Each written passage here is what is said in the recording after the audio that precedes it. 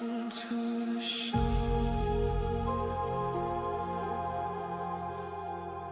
Against my better judgment, hit the like, smash subscribe. Let's go. Let's go.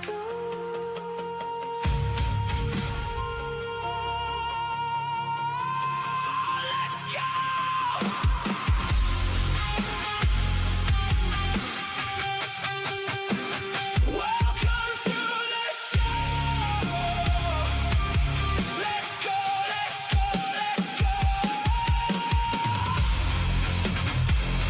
let's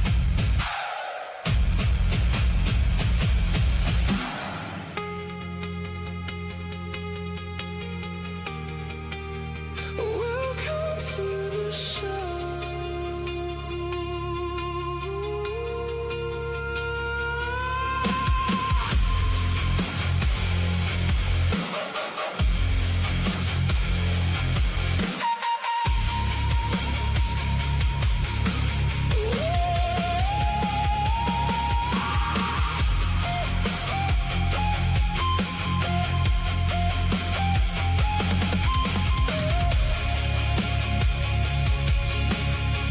Against my better judgment, hit the like, smash subscribe.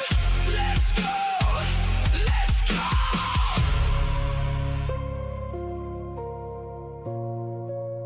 Welcome to the show. Let's go, let's go, let's go.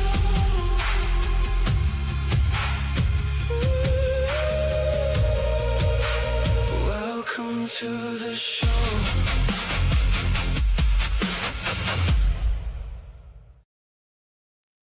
Bitch.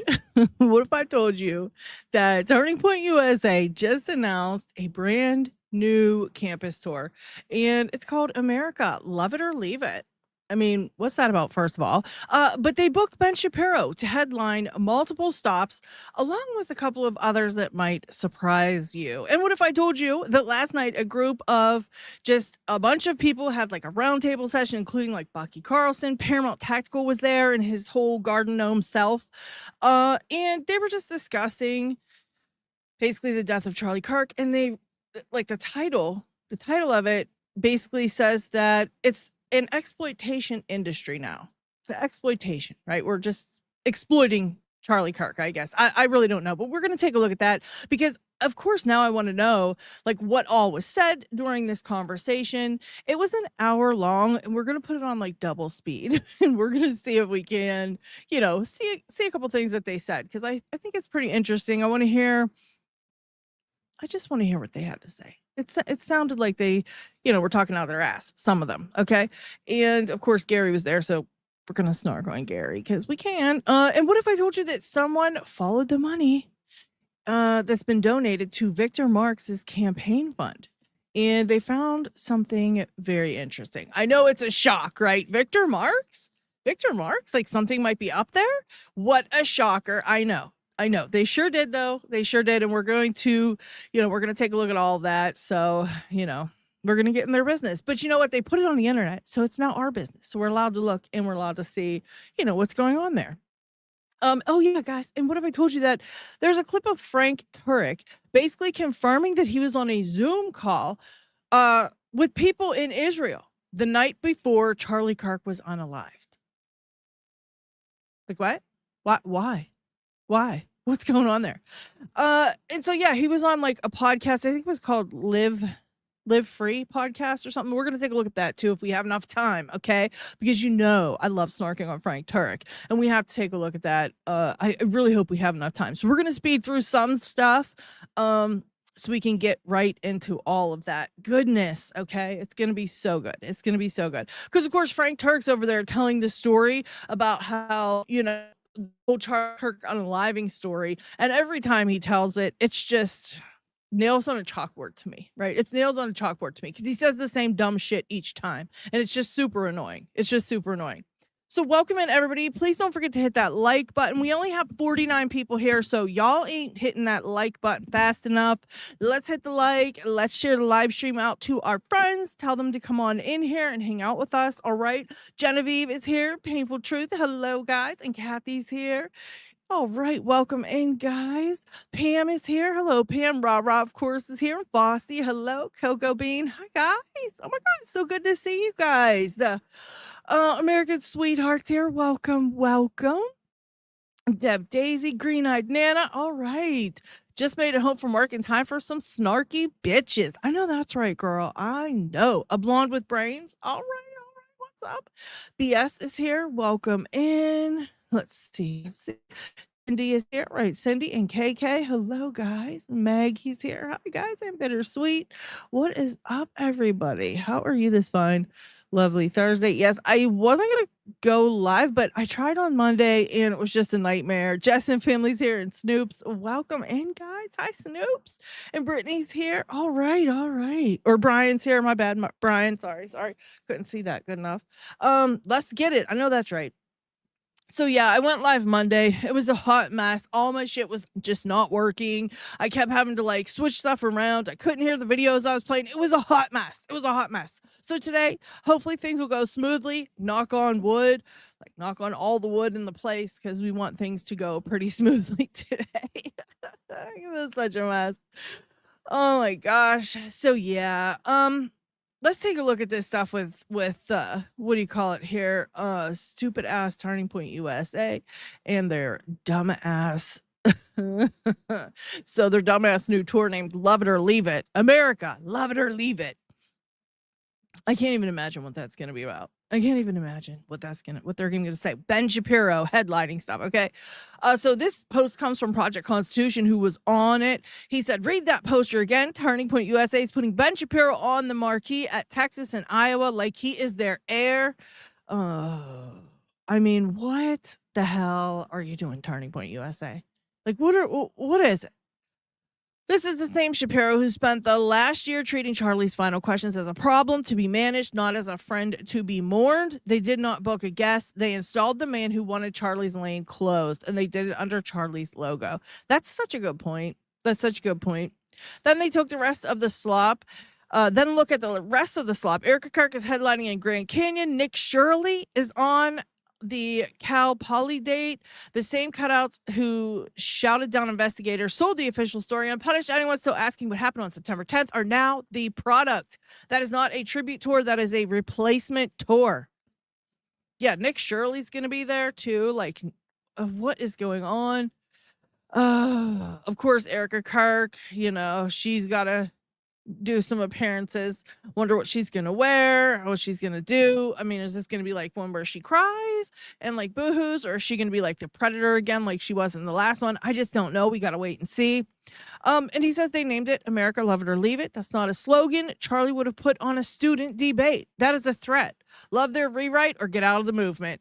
Charlie sat his critics down and argued, this poster tells you to swallow it or leave. Again, pretty good point. And here is the poster, America, Love It or Leave It tour. University of Arkansas is Michael Knowles. We watched a little bit of Michael Knowles when he was when he decided not to do that moderating the debate between Candace and Andrew, and he seemed like he was a bit of a dick, if I'm being honest. So Michael Knowles is on there. On October 1st is Grand Canyon with Erica Kirk and Brandon Tatum. Is Brandon Tatum, is that Officer Tatum? Is that Officer Tatum? Is that for real? Mercy. Then we've got the University of Nevada, Reno with Riley Gaines, Will Witt, and Nala Ray. Then Ben Shapiro, Tulsi Gabbard with Nick Shirley. I mean, RSVP at love'itorleaveit.tour.com if any of you guys are interested in heading out there to see those guys. I mean, you could just RSVP, you know what I mean? Just RCB. Thank you, Painful Truth, for the super sticker. I appreciate that so very much. Thank you for the $10 super sticker. Yeah, so they are definitely going to be out there. Ben paid them in a massive amount to make him the headliner. Yes, he must have paid a massive amount. And I think they're basically doing like having to take that money because I mean, think about it, right? I think they are low on supporters right now. I really do. I think they're low on supporters. And so, of course, that means they're low on the money, right? Because if they don't have the supporters, they don't have the cash flow. And so perhaps they are just taking, I mean, Erica changed the Turning Point chapters to like anybody's allowed in. It's not just college students anymore. It's anybody, right? You could be, I think she said from 0 until death.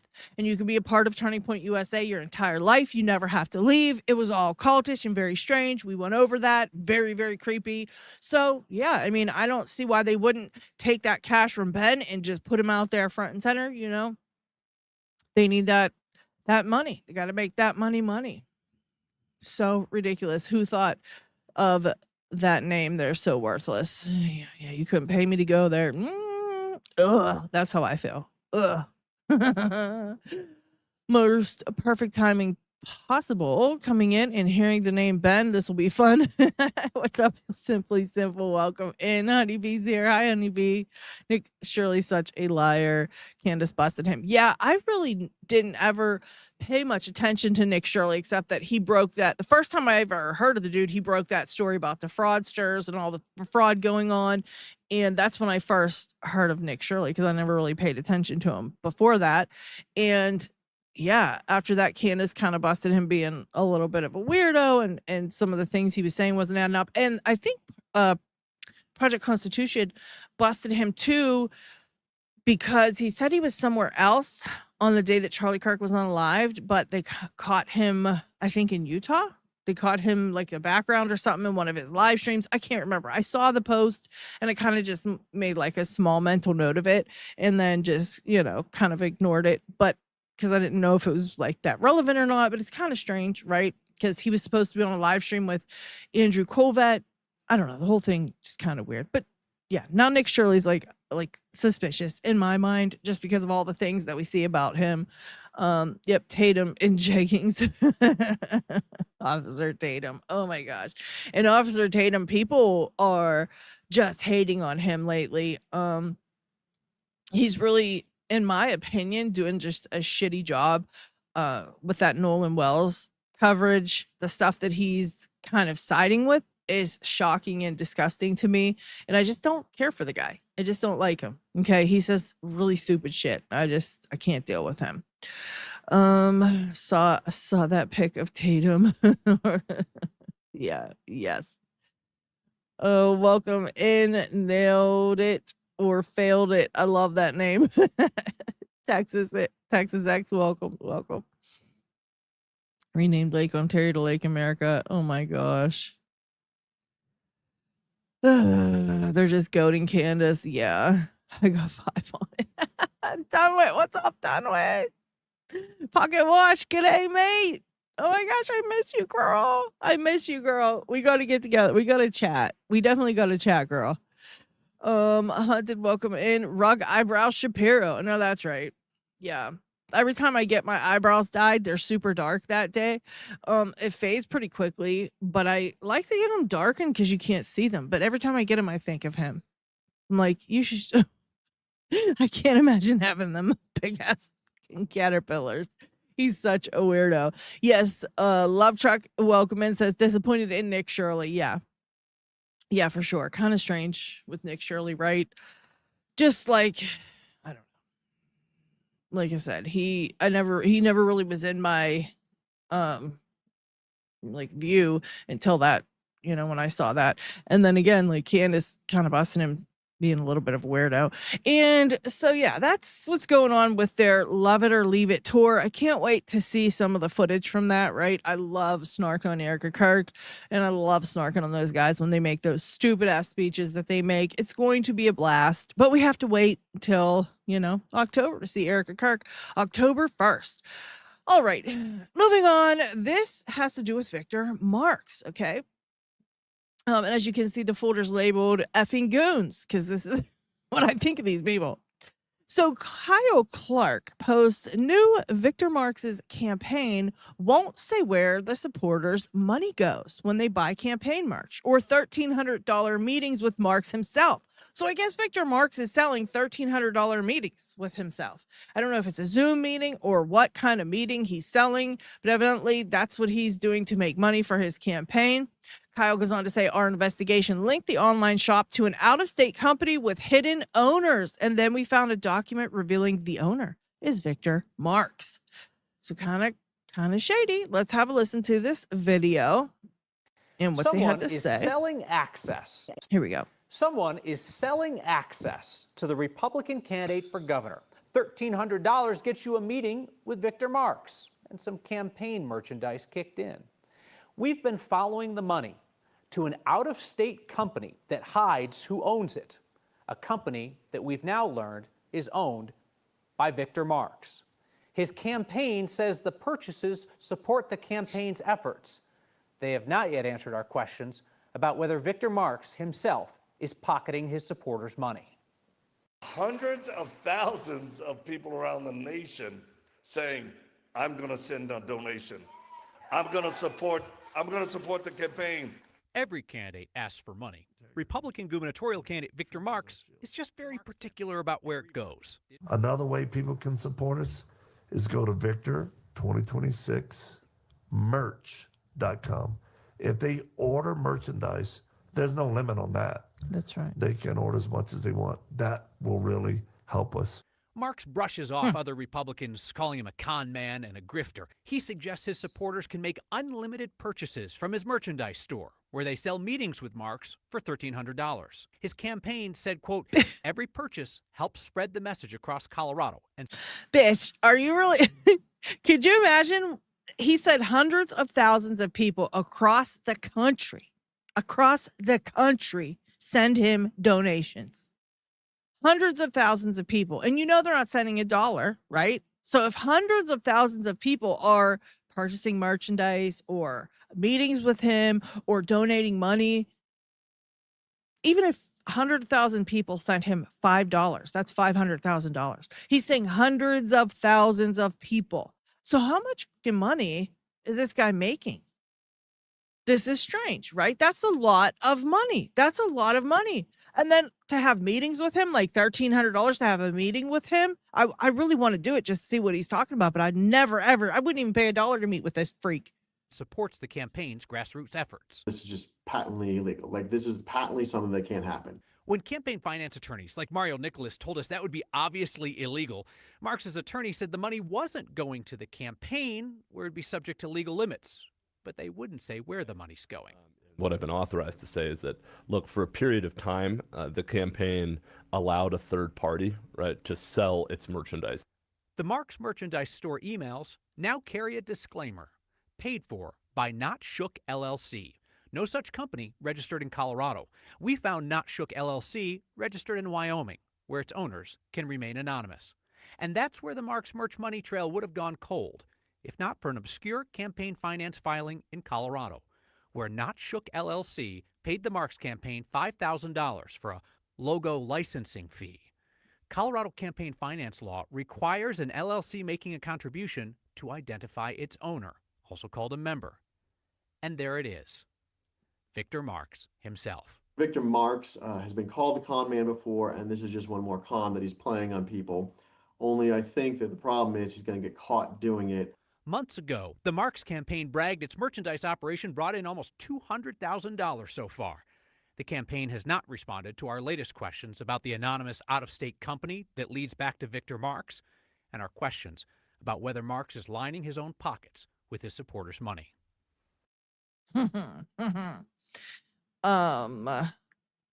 Like, what do you guys think of that one? Put a 1 in the chat if you think Victor Marx is lining his pockets with his supporters' money. Put a 1 in the chat. Put a 2 if you think this is just normal campaign funding and you don't believe anything of the sort. Okay, let me know what you guys think. Yeah. 1, 1, 1. Yes, yes, 1. Yep. Who would have thought that this guy is a scumbag? Yeah, Clump, you're right. Like it's comes as such a surprise to us all, right? Just such a surprise. One, yeah, Bossy says 100%. Yeah, all kind of ones, right? Because I think we're all kind of suspicious of Victor Marx. And we became suspicious of Victor Marx when he showed up on the radar in Candace's research, right? Trying to figure out what's going on with the unaliving of Charlie Kirk. He was the first person to post about Charlie Kirk being unalived. And it was strange. It was very strange. And then we saw him hugging up on Erica. It grosses me out that this woman surrounds herself with all these freaks. Okay. It's gross. It's gross. Every single person that you see her with is like shady as hell. They're like, everybody's so shady over there. Then I found a post about Tyler Boyer that blew my mind. Okay. And it was again Project Constitution who dug up this information. And I read through it and I was just shocked that, the stuff that I saw in there. And I don't want to really get into details about it, but it was quite disturbing, just seeing shady. Everybody's just so damn shady. And now Victor Marx running his campaign and just, yeah, I kind of suspected nothing less myself. I would have to agree with you guys putting a 1 in the chat because I agree. Shook and Shady should be the name, yeah. Using to repay his eternal life contract. Yeah. I can't imagine being a person that sees him and is like, honey, let's donate to Victor Marx campaign fund. How many of us are so poor? Like how many of us are broke as hell? And broke people are the ones who donate. Broke people are the ones who try to help other people because we know what it's like to be broke and it sucks. And even if you have a little bit, you don't mind sharing because you know how horrible that feeling is.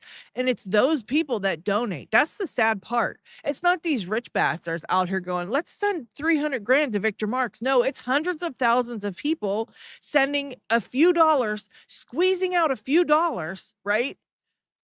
And sending it to these people. Same with TPUSA. Like it's the poor people who do this. And it's so sad to me that they get taken in by this shit. It blows my mind. It really blows my mind.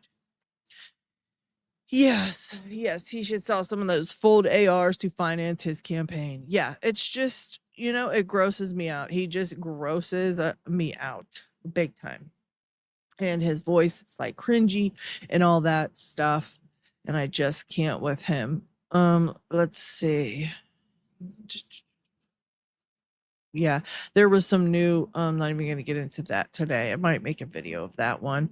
Let's see.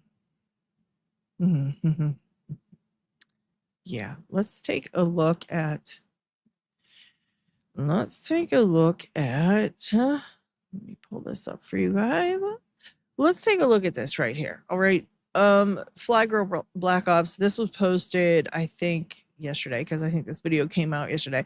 She said, great discussion tonight with Buckley Carlson and Harrison Smith, Gabriella Cuccia. I don't know if that's how you say it. Who made the others squirm, especially Gary Melton. These from Buckley Carlson. There are other weapons that we don't have full command of, actually. Gary mentioned 4 different countries and did not discuss Israel. I think Israel is pretty relevant. Thank you, Uncle Buck, for bringing up the Hamptons. So this is an entire video these guys did. Hashtag walk away. I think that's the person who made the video. But we're going to take a look at the actual video. It has a whole bunch of them just going on and on about stuff. So let's get it like queued up here. And we'll take a look. Oops, wait a second. There we go. Yeah, if I make it big first, it takes up the whole screen. All right, so here it is. And this was actually called Tragedy, the Murder of Charlie Kirk in the Exploitation Industry It Created. This is from hashtag Walk Away Campaign and 3 other people, right? And they kind of just had a big round table discussion with all these folks here. And I have it paused right here at 21 minutes in, just because Gary said something funny that I happened to catch when I was watching Zach Costello covering this a few minutes ago. And I was cracking up I even chatted about it. It was so funny to me. And it's Gary. They're talking about like Tyler being able to jump off the roof and how people were like, I can't even jump. I could never jump off the roof. And what Gary says just had me cracking up. So we're going to listen to that and then I'm going to rewind it and we'll watch it from the beginning. But I just thought you guys might get a kick out of this little clip here. To go into the Capitol building and ruining people's lives. So the idea that there could be somebody that's dressed like Tyler Robinson and then they're just scaling a roof, jumping off the 12th floor. I'm just saying, when you look at it, this is why, yes, has Candace gone too far? Baron Coleman maybe gone too far, but a lot of this is weird. The guy's jumping off a 12-foot roof. I wouldn't just be able to jump off a 12-foot roof. I was doing that not with a rifle. With a much, like that is not even that. I mean, clearly somebody did it. Yeah, clearly we saw that. He's like, I was doing that as a kid. So Gary was jumping off 12-foot roofs as a kid. He's like, yeah, that's easy. I was like doing that as a kid. Like, okay, Gary. Were you doing it as a kid? 12, like what, 10, 8, 6 years old? Was he 5 when he jumped off the roof? I mean, I guess if you're a garden gnome, you can take a beating. Maybe someone threw him off a roof when he was little. I don't know. Maybe that's why he's a little bit retarded today. I don't know. But yeah, that's good old Gary for you. Just making light of everything, right? So let's take it back to the beginning-ish where they start in here. I'm not going to list like the first couple. Here we go. We'll start right about here and see. Now, I have it on I think I have it on 1.5. Let's make it 1.4 just to see. And then if it's too fast, you guys let me know in the comments and I will slow it down a little bit more. But it is an hour long and I want to listen to it. I didn't hear the whole thing. I watched a little bit of it on Zach's live stream and I didn't get to hear the whole thing and I really want to hear most of it. So I have it on fast for us. Like I said, if it's too fast for you guys, let me know and I'll slow the shit down. But I do want to hear what these guys have to say because they bring up some good points. What's that? Typically, a spouse, if there's a murder, That's actually not true. Hold on. I want to finish this point before. I just want to say that. No, That's like, fair. that's typically not true, by the way. But Yeah, I we don't believe the slow it. FBI when they say, yeah, we've investigated everybody in the Discord chats and there was nothing bizarre going on there. And then George Zinn just happens to be there, happens to take credit for the shooting. This commercialization of questioning the narrative is feeding a monster, and people have profited off that. And I think, the amount of money that's been made off of it is totally out of proportion. Hundreds of millions of dollars. Totally out of proportion. And if we don't ever have a justice in the situation, that's going to radicalize a lot of young people. That's going to be the worst outcome, and I'm worried about that. That's this weekend, shooting 4 different debates, got a really amazing group of people together, mostly conservative people. A lot of what we're talking about right now is the divide that's going on in the conservative movement, but I wanted to kind of get you guys together sort of after hours, which is what's happening right now, and have a discussion about what happened to Charlie Kirk. Because obviously this is something that's being talked about day in and day out on the internet, and all across the spectrum, people are suggesting one thing, other people are suggesting another thing. It's kind of tearing us apart, but I think there's a lot to talk about, and I wanted to get some of the, I think, best minds in the movement here together. Listen, I think, let me just stop this right here and say, I think if this is tearing us apart, okay, then you're an idiot. You're just an idiot. This shouldn't tear anybody apart, okay? The unaliving of Charlie Kirk is a terrible thing, whatever. We've got Fed sloppers that are being like paid, right, by somebody to express an opinion that might not even be theirs. The rest of us aren't torn apart. I put us in a different category altogether because we're not being paid for this. We're not being paid to express a false opinion and try to push a narrative, okay? And it's not tearing us apart at all. So I don't know what this guy's talking about. The only ones that are getting torn apart are, the ones, like I said, who are actually getting paid to do their thing, right? And so I feel they separated themselves. I don't feel like it tore us apart. I feel like they took their money and it separated them from the rest of us out here just expressing our opinions, in my opinion, allegedly. I think that's the shirt I have on today. In my opinion, allegedly. All right.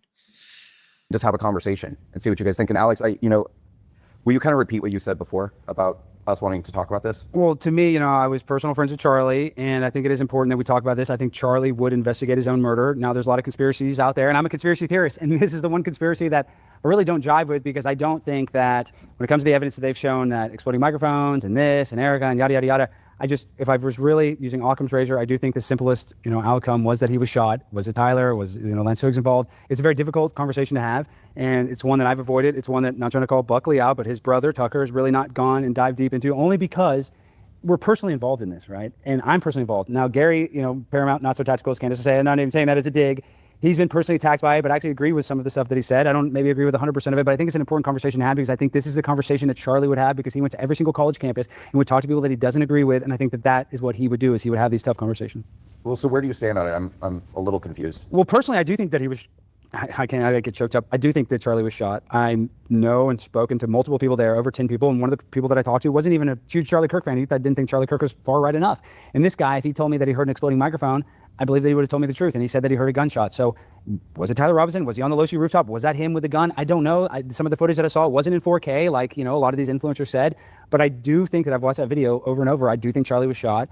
And was it the CIA? Was it Mossad? I would argue this, if you want my personal opinion, if it was Israel, then that means Israel, they just did the whatever bill. Is he not wearing socks? 119 or what? Sorry. Are these two dudes not wearing socks? Is that what I'm seeing right now? That's kind of gross. Like, put a pair of socks on, bro. Whatever it was, where the CIA and Mossad are basically, working together. So that would mean that America was involved in it too. So I just don't know if I can take that leap that Donald Trump and J.D. Vance would actually kill Charlie Kirk. But at the same exact time, Charlie Kirk was the most powerful young political figure in America. And I look at JFK, I look at Martin Luther King. There's a lot of weird stuff surrounding that. And I think there's a lot of similarities with Charlie Kirk's death. There's a difference. People often use that line like Charlie Kirk would have wanted to investigate Charlie Kirk's death. Absolutely. Everyone on earth would want their own murder to be investigated. I would. I don't think Charlie Kirk would have wanted this to turn into the media circus true crime. And I don't think Erica Kirk had anything to do with her husband's death. I so appreciate that. Like people saying we're just asking questions versus turning it into an outright spectacle. There's a fine line that's not quite so fine. And so like Charlie Kirk would want people to investigate his death. Would that mean entertaining theories that Charlie Kirk's not actually dead? I mean, then why have a murder trial? And so there's a fine line between asking questions, positing speculative hypotheses, and turning this into the circus that has been turned into for massive profits, massive followings growing, that it has been turned into over the last year. And asking questions and pursuing speculative, unsubstantiated hypotheses that make it actually harder to get to the actual truth and might result in the actual murderer getting off. And so, that line has been blurred. I disagree with that completely. Okay, I think that if you're asking questions and I don't see how that takes away from the actual truth coming out, right? He's like, oh yeah, if people ask questions, this could result in us really not being able to solve it. Like, okay, you dumbass. Seriously? No, I don't think so. You ask questions and you look into things. And honestly, if the authorities would have done their job the right way, we might not be having to ask any of these questions ourselves. That's the thing people need to come to the, realization of, right? If the authorities did their job the right way, there would not be unanswered questions.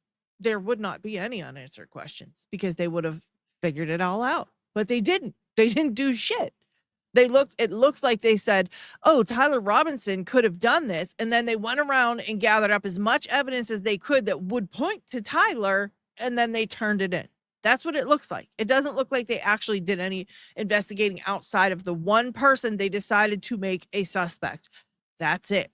And so, no, I don't think asking questions and people trying to actually do this investigation now because the authorities didn't do so, I don't think that's going to cloud the truth. Okay? Not at all. And if that's what you're thinking, then whatever you're trying to pose as the truth must not be the truth. All right? Because if we could tear that apart, obviously it's not the truth.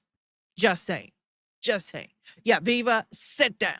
Except Viva's already sitting down. He has to pull his hair back and, shave his damn face and put on some pants like the rest of them. Him and Gary are the only two wearing jeans. At least want to justify their own morality or lack thereof to say Charlie would have wanted us to investigate it. I don't think Charlie would have wanted a 20-part miniseries on the bride of Charlie from a. He probably would have if he found out his wife was a skeezer, skank-ass whore. Okay? Yeah, any dude probably would. All right? Yeah, for sure. For sure. Yeah. I know I would. If you guys find out my husband was a skeezer, definitely you could do a series on him. Hell yeah. Are you kidding me? Come on, son. Disgruntled employee who's put out misinformation after misinformation that gets disproven, the goalposts move, and the defense is, I'm just asking questions, and when I have to revise my unsubstantiated and untenable theories, well, it's only because new information came in, then don't come to speculative conclusions in the absence of any proof. But Viva, let me say this one thing, because I am personally involved. It would have been so funny if he goes, just shut the fuck up. He was like, Viva, hold on, let me stop you there. Let me just say this one thing. Shut the fuck up. That would be funny. But again, I don't think that's what he's about to say. Let's listen. The turning point. A lot of the ideas that people have heard is that Charlie hated Candace. Well, Candace spoke at the Women's Leadership Summit in 2025. So that was basically a year ago from about last month. So Charlie was not on the outs with Candace. They might not have been, best friends as they were when they were doing the Kanye stuff and they were building Turning Point. And I think a lot of the motivation that Candace has is, of course, she's getting a lot of views. I would just say this to Candace's face. She is jealous because she was there doing all of the work with Charlie. And now she looks at Erica Kirk as running the world's biggest political organization. I think it's bigger than CPAC. I think it is the biggest political organization. And I think there is some jealousy there. So I think that's part of her motivation to go after Erica. But at the same exact time, there's stuff surrounding his death that make... I disagree. I don't think Candace is jealous at all. Listen, all right. First of all, Jen Garcia, you should go and definitely record everything you can. Although you might not want to take your own cell phone because I hear that they kind of pick up data from everybody who attends their events. So you might want to either get that ghost phone that Candace sells over on her channel or somebody else's phone that you don't like and then record the whole thing and just see how it goes. That would be so good. I honestly would probably do it myself if there was one by me. I would probably go just to see what they're saying. But I don't know, though, because I'd probably get kicked out with my big mouth. But no, I don't think Candace is jealous at all. Okay, I don't think Candace is jealous of Erica Kirk. I don't see any reason Candace would be jealous of Erica Kirk. I think Candace likes her life and her job and what she has going on already. I mean, if you could be a podcaster and literally go down into your basement and talk every day, like 4 days a week, not even 5, just 4 days a week with every 6th week off and make millions and millions and millions and millions and millions of dollars, I'm pretty sure that that'd probably be, the ideal life. And she's leading it. So I don't think she's jealous of Erica Kirk at all. I think she's probably just thinking that, damn, my best friend got taken in by a skeezer and a goddamn whore. And you know what? It's messed up. This whole thing's messed up. Bliss said, I spoke with Alex a few days ago on his podcast show and asked him to start uncovering that he has been kind of silent. Uncovering this and he has been kind of silent. That's interesting. Yes, they hate that a black woman is successful in running circles around them. I happen to agree with you. There's no way she's jealous of Erica Kirk. I'm sorry. She didn't want Charlie, okay? Not at all. She has herself a man. Obviously, they have a very active and wonderful sex life, so I don't think he's gay, all right? Or she wouldn't be pregnant every year for 5 different times. Like, come on. They're trying to say all kind of stuff about her marriage and her husband and how he's gay and it's fake and this and that. Like, sorry, nope, sorry. She's getting on with her husband. When she sat down with him in that interview that she did on her channel, you could see the chemistry between them. You could see that they were really into each other and they've been together for a while, right? And they were still sitting down flirty-eyed and stuff like that. Like, she's not jealous, no Erica Kirk. She doesn't want that stupid ass company with all those traitors and all the backstabbing and the weird ass shit that goes on there. The place that Charlie needed to get a Doge review on and literally, ends up dead days later. No, I disagree. Come on, get on out of here with that. That's stupid. And it's like that's what they have to say because Candace is a successful black woman, literally working 4 hours a week. She's got a team that does the research. All she has to do is work 4 hours a week. Now, I'm sure she recharges a lot of shit herself because she's into that kind of stuff, right? I'm sure she does a lot of it herself too. But at the end of the day, if she just wanted to let those 3 do the research and write it up for her, all she has to do is sit in front of a teleprompter 4 hours a week and she's making millions and millions and millions and millions of dollars. And she has millions of fans. And yeah, I really think they are all jealous of her. When they call her jealous, I think that's what it is. Honestly, they're all jealous of her. I honestly think that. Just annoys me because they always try to say that. And it's like, come on, if you could work 4 hours a week out of your own goddamn basement, please. And I mean, she only has that team of 3, right? She has 3 people on her. So she's not having to pay an exorbitant amount of money to a whole bunch of employees to do a whole bunch of research and work for her. She doesn't have to put out that much money for her 3-person team. She's rolling in the dough. And she doesn't have to hardly do anything to get it because she's so smart and funny and beautiful and talented. And she can sit in front of a teleprompter for 4 hours a week and make millions of dollars. And it just, I think it ticks these people off personally. me go, it just doesn't make sense. So that's why I think it's important to have these conversations, not because I want to taint the jury, but I want to know the truth. And that's why I'm frustrated with it, because a guy that I worked for, a guy that did me a lot of favors, you know, he very easily could have fired me from Turning Point multiple times and always had my back. And a guy that is, to me, like I said, no disrespect to Tucker, no disrespect to Candace, no disrespect to Nick Fuentes, but that's the argument. Oh, why don't they take out those people? Charlie Kirk was much more powerful than them. Charlie Kirk had like the gift of gab. He was brilliant. He was just so much more powerful than your average political figure like Candace, or no offense, Tucker. And so when you take out a person like that, there's a reason for that. And I do kind of wrestle in my mind. I'm like, was it just a guy because he's with a furry and this and that? And all the evidence that I see kind of points me to that. But I'm just still in this mode where I don't think Candace is 100% right, but I don't think it's bad that she's investigating Charlie's death, because I do think that that's what he would want. I think Yeah, I don't think that. I think it's bad that she's investigating it, and I don't get the perception that it's based on jealousy. Now, I don't want the whole thing, I guess, to be focused on, you know, is Candace right or wrong? I think the broader, more important, like what we're saying, right, is there substantial evidence right now, yes or no? Do we have full trust in our institutions to do the right thing or to not do the right thing? No. I don't think there's a strong trust in our institutions, and that heavily is derived by public opinion and what we're seeing now, where people maybe are very dissatisfied, whether they do watch Candace or not, whether they do agree with the Turning Point family or the new faces, I guess you would say, of the individual sitting in Charlie Kirk's studio every single show, which I think people feel very uncomfortable. Just say it, girl. The left sack and the right sack. You could say it, girl. About, and maybe some people don't, right? Like, that's true, and that's all fair to say. I hate that we're in a place where if we do say that, because, you know, clearly I do find it quite odd, that there's somehow we're painting the picture of, like, you know, me, we, whoever's disagreeing with whoever is this evil, ugly person that just can't see straight, because I don't think that's that. Well, let me clarify one thing, Gary, before you go. Maybe it's not even that Candace is jealous, but let's just say in a vacuum that Charlie and Candace were best friends when this happened. Candace would be the rightful heir to the throne. Candace is one of the most, brilliant young people. She's a great communicator. If they had no beef, if she wouldn't have gone anti-Israel, whatever it was that made her basically a little disconnected from Turning Point, Erica could still be the CEO. But I think that if you look at the likelihood of who would be the face of Turning Point USA, who could actually pick up the football from Charlie, the only person, in my opinion, that could actually do it to the level that Charlie does it would be Candace. And so it's not even that she's just... I agree with that. Now, that I do agree with. But I don't think she would have wanted to be honest. I don't think she would want to. She obviously, after seeing how these people acted once Charlie was unalived, I don't think she would want to pick up the mic and continue on, right? I don't think she would want to.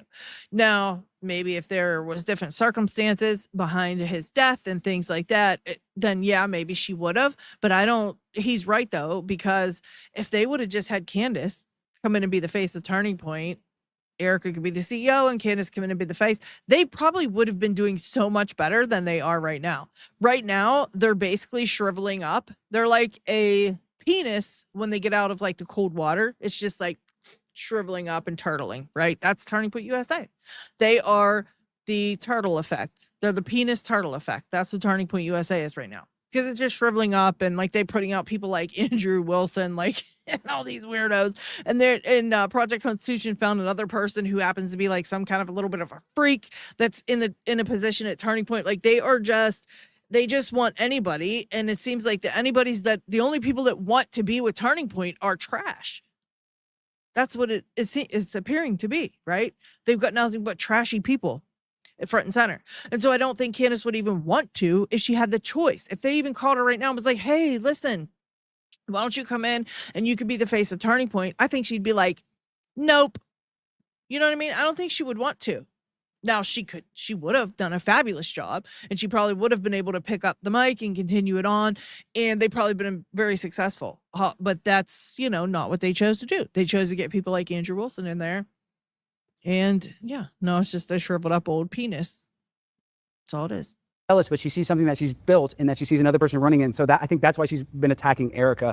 So I just want to clarify. Maybe it's not jealousy, but I just think that or maybe she's talking, not attacking her, but talking about Erica because of the strange shit Erica does. Okay. The same reason we all kind of look at Erica sideways is probably the reason Candace is looking at her sideways and mentioning the strange ass things that the woman does. It's like, why don't they just take what she's saying and listen to it? They're like, yeah, she's doing it for this reason. The bitch literally told us why she was doing it. So quit putting words in her mouth. It's ridiculous. Feels jaded that she's not carrying on Charlie's legacy as the leader of Turning Point, considering she built up with him with Kanye and just through the years. Well, I mean, she was there a total of 17 months. I don't know how much you can attribute to what she has done. But with that being said, I mean, Gary, little yard gnome's gonna chime in now. She was there like 17 months. I can't know how much. Of course you don't know, and you couldn't know how much to attribute to what she's done, Gary, because you didn't know her. You didn't know what she did. You didn't know what her and Charlie went through their entire, like, imagine coming up with someone and having that be like one of your closest best friends, and this happens to them, and then you got some dick out here who looks like a garden gnome and should only be sitting in a corner with his shirt off and just saying nothing, but he's sitting here running his mouth like this. It's crazy to me. Like, shut the hell up. Go dox somebody else, Gary. there's nothing wrong. Charlie was close with Candace. There's nothing wrong with speculating about what could happen, what did happen, and all those other things. The problem that is morally and What's the ethically, what I problem? find quite frankly repulsive, What? is when you go into speculation where you're just using your imagination to fill in gaps, and that includes. That's what everybody does. That's how you speculate. You sure do. You take the context of all the clues that you've gathered up, all of the positive evidence that you've gathered up, and then you make a story out of it and see if that could be plausible. That's what you fucking do. That's how brains work. I'm not sure what you're not getting, Gary. Like, that's how brains work. Brains fill in the gaps. That's why people remember things differently. Witnesses remember things differently. Like, you know, Frank Turk's always saying, like, everybody remembering things differently is not anything wrong. There's nothing wrong with that. Brains remember things that may not be there. We fill in the gaps. That's what brains do, man. I'm sorry that you were born a garden gnome and perhaps you don't have the same biological structure as a human being, but that's what humans do. Okay, just Accusing his wife of killing Charlie Kirk or being involved. She never accused his wife of killing Charlie Kirk. You're just running your stupid ass mouth and saying things that you know nothing about. In either the actual conspiracy to kill him or the cover up to kill him. And by the way, a lot of other people tangentially around that. And I think that's where I find like the line is crossed, is disgusting. And on top of that, just like we talked about a minute ago, where it's like, I love how Gary stands up for Erica Kirk. He picks up for Erica Kirk because it's so terrible to like say anything negative about Erica Kirk. First of all, Candace doesn't accuse Erica Kirk of killing Charlie Kirk, being involved in killing Charlie Kirk. She's never accused her of anything of the sort. Not at all. Secondly, I love how Gary's standing up for Erica like he's a man who's standing up for a woman. Okay? Like a big man standing up for a poor little woman. And then we find him participating in behaviors that are not so manly, not so man-like, okay? And what he's doing, like how he was involved in the stuff in that last video I did about the doxing and things like that, okay? It's getting pretty disgusting and disturbing over there on X with the doxing. It's crazy. It's crazy, okay? It's absolutely insane. And he'll participate in that, and he'll platform people that talk about how, you know, it's cool to go ahead and dox people. And that's okay, right? But you got to protect Erica Kirk, though. You know, she doesn't pay millions of dollars for her security team to protect her, to do just that. Gary has to step in and do it. So he's going to act like a man. It's terrible to pick on Erica Kirk. But you're picking on a pregnant lady. Like, come on. now you do a multi-part series. Not only are you A accusing Erica multi-part Kirk, series. A multi-part series about Erica Kirk's life.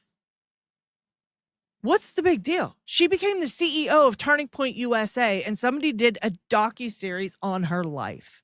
What's the big deal? Seriously, look, anybody? Does anybody know what the big deal is with that? Doing a documentary, a series documentary on the new CEO of Turning Point USA? Anybody? Because I really don't understand what the big deal is. Who cares if she did that? Who cares? She didn't say anything rude about Erica in that documentary. She just showed us her life, showed us what she's done in her past, in her life, people around her, people she chooses to surround herself with. And if there's something wrong, if you're afraid of something coming out in that docu-series, then that should tell you something about Erica Kirk, right? You want to do a docu-series about me? Go for it. I don't have nothing to go ahead. I did the same shit my whole life. What do you know what I mean? You're not going to find nothing crazy and nefarious in the background there.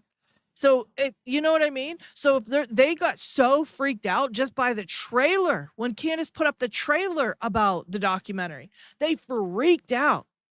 And it's like, why? Why are you freaking out so bad? What's there to find? And then she didn't really find much, right? She found some, like, a little bit of shady things, and her associations are shady, and there's weird things that went on there, a little bit here and there, but it wasn't like she uncovered some crazy thing in that documentary. But it's like they freaked out about it. And now we still talk about, like, that's such a bad thing to look into the new CEO of the company as big as Turning Point USA. And absolutely, there's nothing wrong with that. There's nothing wrong with looking into somebody who's going to be filling that position. Through implication, it is accusation through implication, not only of killing Charlie Kirk and being involved. Well, she didn't say that she shot him. I think she said that he had prior knowledge. So. Like, she had prior knowledge, which, by the way, is a crime. Also, covering up is also a crime, and just being the fact that she's involved in his death, like, that's disgusting. But then like, she never said that. So what is he what is he really talking about? Like, it's weird to me why he keeps saying that, because she never said that stuff. Top of that, well, now, typically a spouse is looked into. What's that? Typically a spouse, if there's a murder. That's actually not true. Hold on, I want to finish this point before. I just want to say that. No, that's typically not true, by the way. Not when it you have is true. It's typically not true, by the way. What we have in place when she's not even there and there's no evidence involved with that. But yeah, absolutely, yes. The authorities definitely look into the spouse. That's factually untrue, Gary. Show me positive evidence that is the truth. Goes further is now she's saying that Erica Kirk, her being involved in this murder is not enough. Erica Kirk was involved with child sex trafficking prior to and while she's with, and also accusing TPUSA itself, while Charlie Kirk was there, involved in child sex trafficking. Yeah, I don't think that's where, like, people should draw. And then, just like somebody else touched on, how many times do you get to be wrong? Was it the French Foreign Legion? Was it the Masons? Was it he was shot from beneath the table? Was there tunnels? Was there bees? Was the Jews? Was it the Egyptian airplanes? The Egyptian airplanes? Is it an exploding mic? Is it a camera gun? Is it a palm gun? Were there, like, his he was about to say drones, but he stopped himself. Look, you could be wrong as many times as it takes to figure out the truth. That's the answer to that. And, I love how he says it's accusations through implication. Okay. And I think I showed you guys a post from Blake Neff last week or the week before, where Blake Neff actually came out and admitted that, Candace Owens has never said any of those things. She said nothing of the sort. It was, though, Blake Neff himself who inferred that she must be talking about Erica Kirk. And I find it strange. I find it strange that all these people assume it's Erica Kirk, right? You're the ones who are making the assumptions through her implications, okay? You are coming to those conclusions, okay? You can't speak for the rest of us, all right? Because I never thought for a second that Erica Kirk unalived Charlie Kirk. Not for 1 second. And so he's saying that this is what Candace is out here doing, and it's accusations through implication is stupid. That's dumb. People are making their own, they infer their own ideas from the information that she presents, and they hate that, because when you do, when you come to your own conclusions, your beliefs are way stronger than have somebody else giving you a conclusion. And they just don't like that. They don't like that she lets her audience think for themselves and come to their own conclusions. Like, they don't like it. And for Gary to say that, it's basically saying that, no, Candace never said all those things, but it's like she's implying that, and, it's an accusation when it just isn't. That's ridiculous. It's, once again, Gary coming to the conclusion that she married Erica Kirk. And in that case, it's like, why are you coming to that conclusion? That's strange, because maybe some of us, I didn't come to that conclusion from what she said, but you did. And so you need to ask yourself, why are you coming to that conclusion? And then automatically assuming that that's what she meant, because she never said that. Crazy. And then on top of that, what she's built is a complete orbit around her. This has turned into a grifter industrial complex, a conspiracy industrial complex, where it is now accepted, not only accepted, it is encouraged and incentivized to accuse people of murder with zero actual evidence. But Gary, what is he talking about? Does anybody know what he's even talking about right there? Anybody at all have any idea what he's talking about here? That absolutely makes zero sense. To your point, I will say this. I know Charlie personally. I think he spends $3 to $6 million. I haven't looked at it on his security.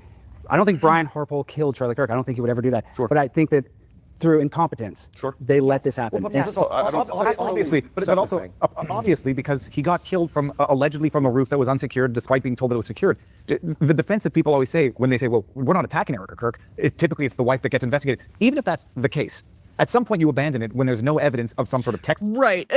Yes. Then you would abandon it if there's no evidence. Correct. However, that is not the case here, right? Because she was never investigated as far as we know. I mean, they could have looked into her. I don't know.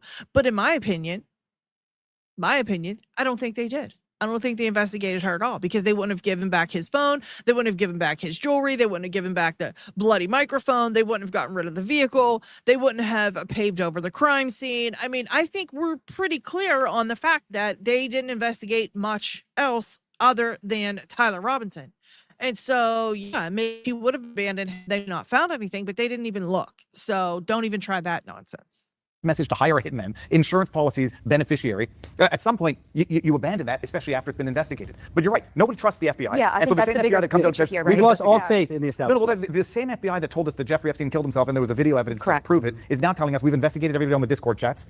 We've investigated Erica Kirk. Lance Twiggs has immunity. But, well, no, partial use immunity, not full immunity. He can still be prosecuted. But it's true. But the difference between distrusting an institution and reflexively believing the exact opposite are two very different things. I don't believe something because nobody's doing that. Like, they don't give people enough credit. They're saying that we reflexively believe that. He's saying that we reflexively believe that the other, whatever it is we believe. It's reflexive, right? It's not because we've gathered information and seen just how shady. And every time they do something more shady, it becomes more obvious that we need to look in that direction. Exactly. Simply says, why is a widow off limits? It makes no sense. Most widows are guilty. So do widowers. Exactly. Yes, a lot of widows are guilty. A lot of widowers are guilty. I honestly don't think she unalived Charlie Kirk, but she's suspicious and she's weird. And I think they should have looked into her. I don't know what they would have found, but they should have looked, right? Because that's just how these cases go. They also should have, looked at the crime scene. They should have left that taped up. They should have kept it off limits to people. They shouldn't have paved over it. They should have kept the vehicle. They should have interviewed Frank and every person in that security team, like endlessly interviewed them over and over and over. Like, there's just no record, as far as we've seen in the preliminary hearing, at least up until now, that they've done any of those things. And so, yes, we become more and more suspicious. It's not reflexive, it's reactive, okay? We're reacting to the lack of evidence, the lack of investigative work from the authorities. It's not reflexive at all. The FBI says it. I'll be very skeptical if the FBI says it, because they've proven that, unfortunately, they've said things that are proven not to be true. But to go from there and say, I'm going to reflexively believe the exact opposite of what the FBI says, that's just as stupid as blindly accepting everything they say. And we've gone past the point of just asking questions. Oh, I got to stop right here and just say, you know what's really stupid? Your fucking hair, your face, your jeans. That's all stupid too. Okay? Just saying. It's making baseless accusations, putting out unsubstantiated hypotheses, and then, it's very curious, the second you question the people who are just asking questions, you get called a Zionist. Yeah. And so it's a very... Viva, let me ask you this question. This is one thing that I've been wrestling in my mind, because I've been spending so many hours on it. And Gary, you can answer, but I'd rather get Viva because he's an attorney. If you shoot into a crowd of 3,000 people, I would think that would be a federal crime. If Tyler Robinson drove from California to Utah and did it, it would automatically be a federal crime. But I'm kind of happy that it's a state crime because we have cameras in the courtroom. But I do find it's weird that this is basically a terrorist attack and they're still prosecuting at the state level. Why are they not prosecuting this at the federal level? I couldn't venture an answer to that question, and why there haven't been other federal investigations into this, especially if there were terrorist elements to it. And that's considering his relationship with Donald Trump as well. No, but I've long said, this was a preemptive presidential assassination, and I believe it's clear terrorism. I believe there were clearly more people involved than just Tyler Robinson, to the extent that it's proven that he was the one who pulled the trigger. But this is where I've been saying for a long time, asking legitimate questions versus turning this into a spectacle. So this is great. So this dickhead is basically saying, like, the questions that everyone else is asking, they're just not legitimate. They're just not legitimate questions. They're just stupid questions, right? You're just being stupid. You're turning everything into a spectacle. You're just stupid. That's all. I mean, but his questions, like, they are legitimate, though. But you guys, you're all fucking stupid. Allegedly, is what I gather from what he's saying here, right? Sure. You know, Pizzagate was a real thing. People were actually investigating meaningful, what the hell are they talking about in those text messages? And then you whip up conspiracy theories, so you get one guy to show up to come at pizza with a gun, and then lo and behold, you can no longer even have a meaningful discussion about the actual issues. And so, yes, Charlie would have wanted people to investigate his own murder, not turn it into a years-long miniseries, a true crime extravaganza, and not make it more difficult. Not even Yes, true crime, unsubstantiated fact. I mean, not even. The thing that cracks me up, none of these people actually watch Candace Owens to know what she's even talking about half the time. You know what I mean? She spends an hour. That's right now. This has been an hour. Okay. We would have been done. Candace would have been like, all right, everybody have a great day. Blah, blah, blah, and she's done. She spends an hour every day.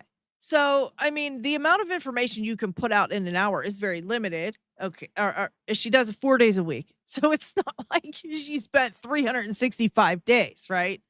She's not doing what they're saying she's doing. She's not saying what they're saying she's saying. She doesn't do half this shit, and they still run their mouths like they think they know what they're talking about, and they truly don't seem to watch her at all, if this is what they're getting from her being on her show. You know what I mean?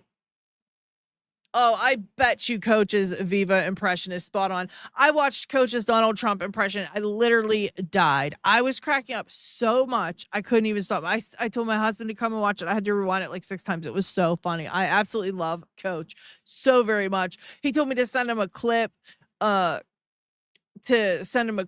on X, and I still haven't done that, but he's so funny. I just absolutely love Coach. But yeah, I just can't with these guys. I just really can't. They just don't. You can tell they don't have the facts correct, that they're even they're just running their mouth, right? They're just, yeah, she lives in their heads rent free. Exactly.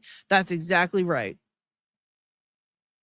Yeah, they don't know what we know because they hate watch. Exactly. They just, and yes, Pizzagate was a conspiracy for a long time before it was actually classified. It's true. Funny that he named specifically that one. Exactly. It's like, come on, and him basically inferring and saying that our questions are just so stupid. Like, who are you to judge people's questions and the questions that they have of their own government? It's our fucking government. We were forced to watch a man get assassinated. It's our government. We have every right to think what we want, say what we want, ask what we want. We're in America. We're free. So quit trying to act like Candace making a fucking podcast out of her own friends' demise is such a bad thing, because it's not. I would have done the same thing. And personally, every time I hear them come out here and say shit like this, I really want to go send Candace my last $5 and make sure that she makes millions more. It makes me want to give her more, because I'm so sick of hearing these motherfuckers. You know what I mean? Just so sick of it.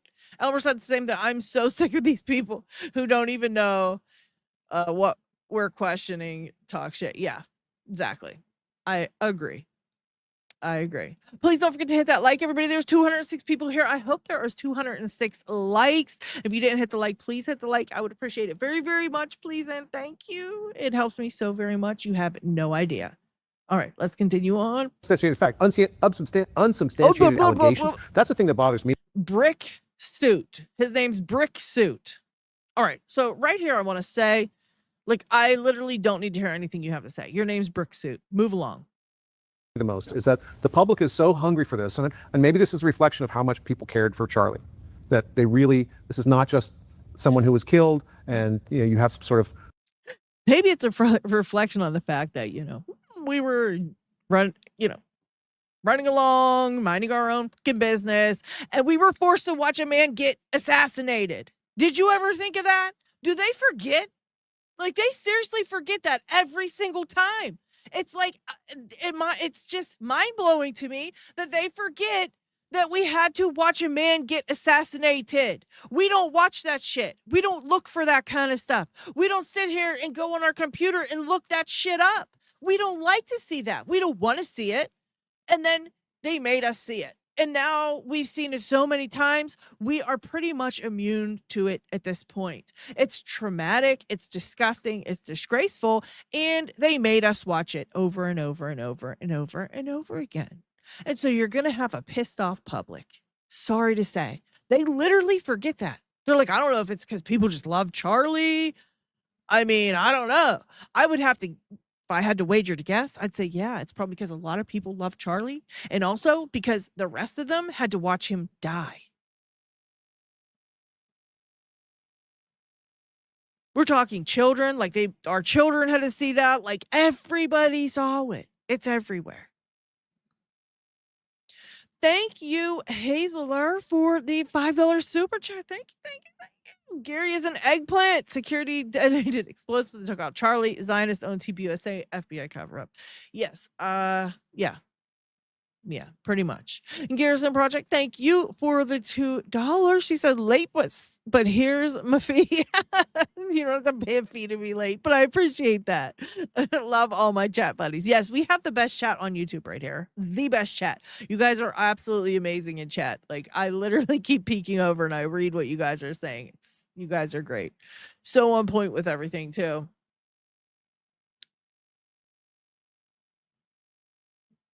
Yeah. Yeah, it's all so strange to me.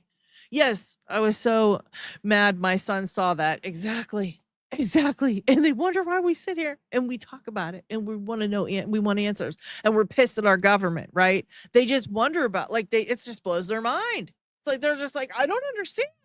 All right, maybe it's because people like Charlie Kirk. Really, you dumbass? Brick suit? Get on out of here. Human empathy towards him. This is someone that people really cared about. And there's a deep feeling of attachment to him, and also a tremendous feeling that what happened was just so blatantly wrong, so unjust for just speaking his mind touch on that a little bit. campus. I think there's more to it than that. Urging I think there's more to it than he was just speaking his mind on campus. So what I'm getting at here is the hunger that the public has that has supported this commercialization of questioning the narrative is feeding a monster, and people have profited off that. And I think, you know, the amount of money that's been made off of it is totally out of proportion. Hundreds of millions of dollars. Totally out of proportion to the value of anything that they produce. On these arguments is also not to be disregarded What too. in the world? What in the world?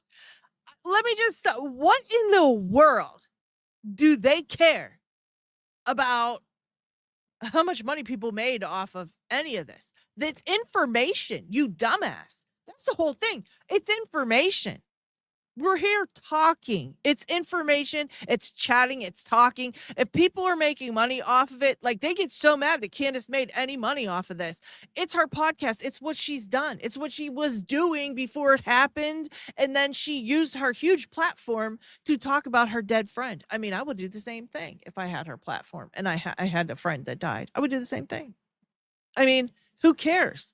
What do they care about what anybody else makes off of talking about Charlie Kirk? Are you kidding me? Like, what do they care? It's so weird that they care about that so much. Yeah, it's like they're mad they're not making the money. Exactly. That's what it feels like, you know? Yeah, everyone makes money off their videos. No one cares. That's what my point. Like, everybody on YouTube makes money from their videos. That's why everybody is on YouTube. I don't care what they say. That's why they're here.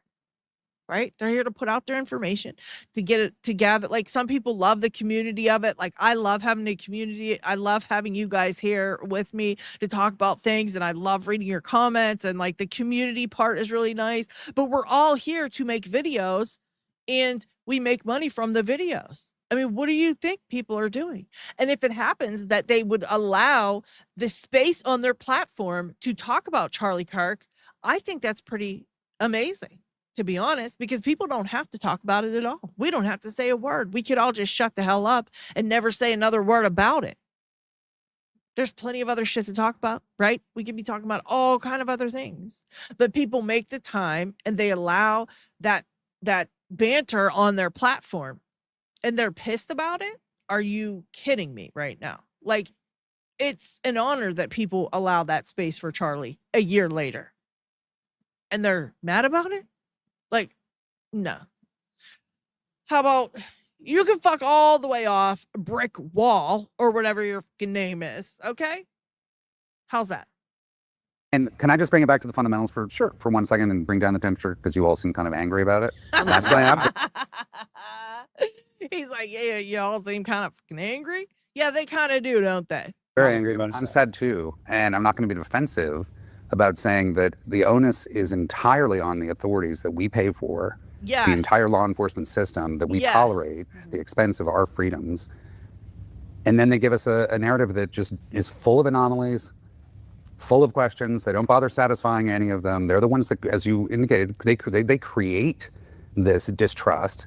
And then people are mad that There's never a trial in which all the evidence is released to the public before the trial. Yet people have maintained they were. I mean, you were definitely not mentioning that a lot of people have said, quote, there was 4K video of this guy taking a shot. You can see the pores on his face. I watched That's a mischaracterization of actually what was said. But there's I saw 3 separate press I'm conferences. friends with Jack, so I'm not even calling him out, but that was weird. He was talking about 4K The footage video. of him walking He up was the talking stairs. about inside the facility and walking up the stairs. Not the shot. He Jack said, never talked about actual rooftop 4K video. He said, no, yes he did. He said, I saw him take the shot. I saw what time it was. He certainly did say that I saw him take the shot and it lined up with the time. So like what he say, because let's be real, before we went into this, everybody was saying in the conspiracy side that footage didn't even exist, or they would have showed us that at the very beginning. That footage did exist, which by the way, also the footage at the Washington County Sheriff's Department that they said didn't exist also existed. But the point here is like, from my perspective, if I'm like, okay, I know a shot occurred, we have cameras on the ground, we see this person at the right time, at the right place, get in position. Like I don't see a GoPro in his face pulling the trigger. Oh, wait a minute. Is this, hold on, guys. Is this scary? Is this scary making things up in his mind? Like he just fucking lectured us about the last time he talked and said people shouldn't do that. That's crazy that your mind puts in things that it shouldn't put in. Is that what Gary's doing right now? I mean, am I wrong? Is this what he's about to say? Let's have a listen. Did Gary put things in his own mind and make inferences? But my God, like how many more, you talk about coincidences, like how many more coincidences do you I will say this though, Gary, the entire campus is saturated as everywhere else in America. That's exactly what he did. I mean, how many more coincidences? How many more coincidences? What do you mean? What's a coincidence? Because I didn't see a gun on that rooftop at all. And I don't think anybody else did either. You can't take a shot if you don't have a gun, you dumbass, okay? Nobody's taking a shot of anything if they don't have a weapon. And I didn't see no weapon at all. Not at all.